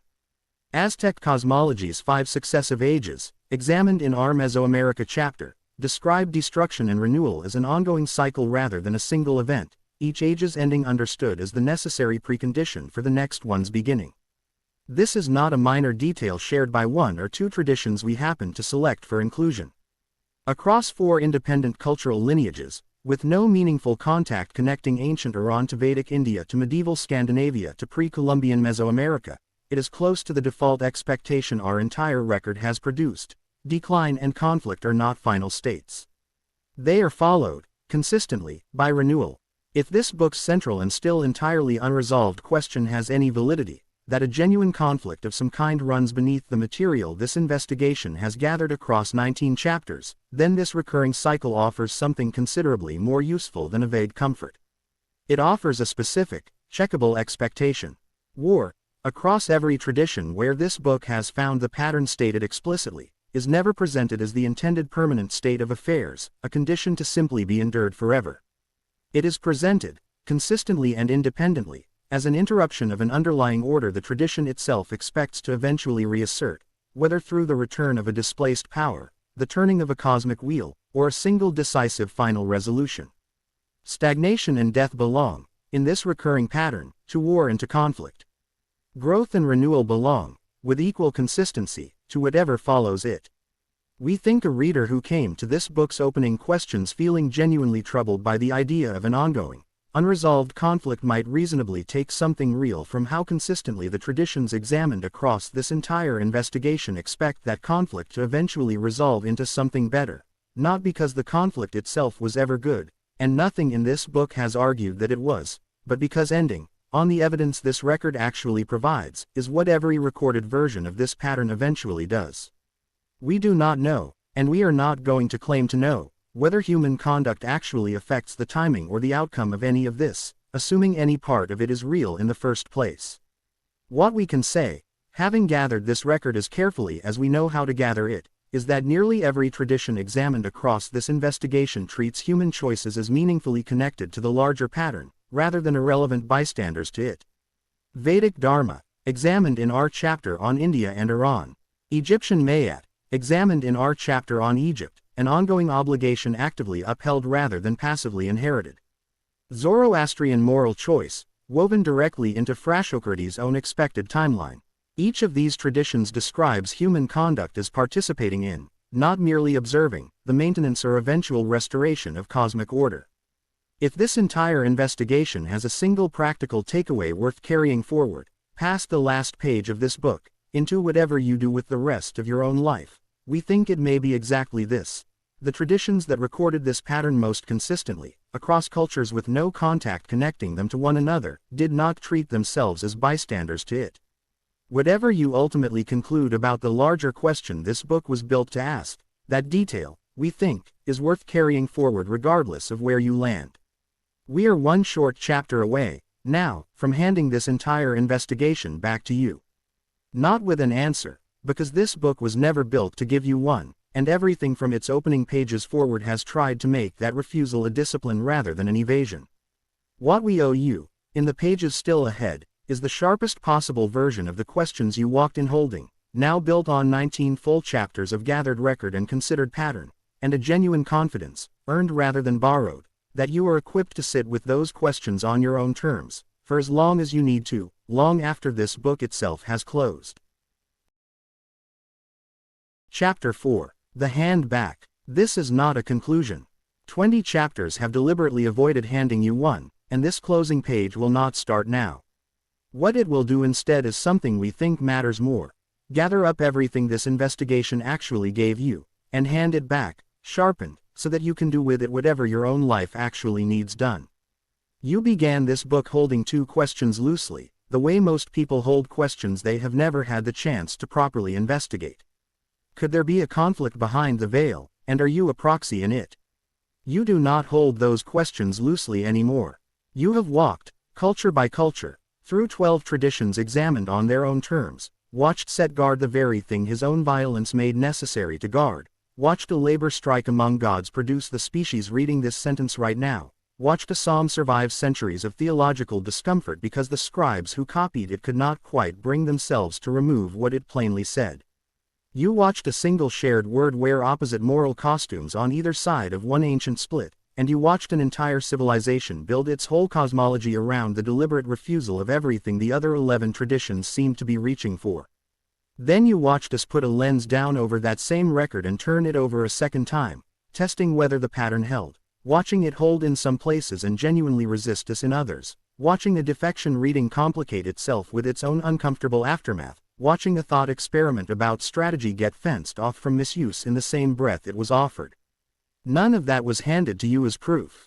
All of it was handed to you as data, gathered as honestly and as carefully as the two of us, one human mind and one artificial one, knew how to gather it across many long conversations that started, if you remember, with a question about astral projection and a Sasquatch on another world, and grew, turn by turn, into this. Here are the questions this book leaves with you, unresolved on purpose, sharper now than the ones you walked in holding. Was the divine council recorded on the Ugaritic tablets a human political structure, arrived at the way any complex society eventually organizes delegated authority, or something more? Was the Golden Age a genuine memory, however distorted by centuries of retelling, or a story every hurting culture eventually tells itself about a better time that never quite existed the way it is remembered? Was the deposed order, wherever our record found one, defeated because it deserved to lose, or simply outmatched by a rival with better timing and stronger institutions? Does the recurring pattern of disguised survival, saints standing in for older gods, festivals wearing new names, mean something persisted because it could not fully be removed, or only that human beings are reliably reluctant to give up practices too deeply woven into daily life to abandon by decree alone? Is the shift toward public disclosure you are living through right now evidence of something old finally being permitted to surface, or only evidence of an information age doing what information ages always eventually do to anything once kept quiet? And underneath all of these, the question this book has circled since its very first page: are you a pawn in any of this, moved by forces indifferent to your own choices, or a participant, with a genuine and consequential stake in how any of it resolves? We are not going to answer that last question for you, and we want to tell you plainly why, one final time, now that the whole investigation sits behind us. An answer we handed you would be borrowed, the kind of certainty this book warned against in its very first chapter, inherited rather than earned, and inherited certainty is precisely the thing a reality scientist's method is built to protect you from. What we can tell you, honestly, is what we think the entire shape of this investigation suggests about the question, without pretending that suggestion is proof. Every tradition in our record that describes humanity's relationship to whatever powers stand above it, whether as a workforce, a contested resource, a student under instruction, or a battlefield, also describes human choice as mattering inside that relationship, never as irrelevant to it. Mayat had to be actively upheld. Dharma had to be actively aligned with. Even Prometheus's stolen fire required a human hand willing to receive it. If you are a pawn in something larger than yourself, our record suggests, at minimum, that you are an unusually consequential one, the kind whose own choices the story keeps finding a way to need. We want to say something about gnosis one last time, because it is the word this entire book was built around, and we do not think its meaning has fully landed until a reader reaches this final page holding the whole investigation at once rather than one chapter at a time. Gnosis, as we defined it back in our opening pages, is not a mountain summit reached once and possessed forever. It is a practice, repeated, concept by concept, for as long as a person keeps paying attention. You have just practiced it 20 times across this book, once per chapter, examining a single idea from more than one angle and forming your own provisional position on it before moving to the next. That practice does not end because the book does. The next tradition you encounter, the next contested piece of history, the next claim somebody makes to you with total confidence about how the universe actually works, all of it is more raw material for the same discipline you have just spent this entire book building. We think that discipline, more than any specific conclusion this investigation could have handed you, is the actual inheritance of this work.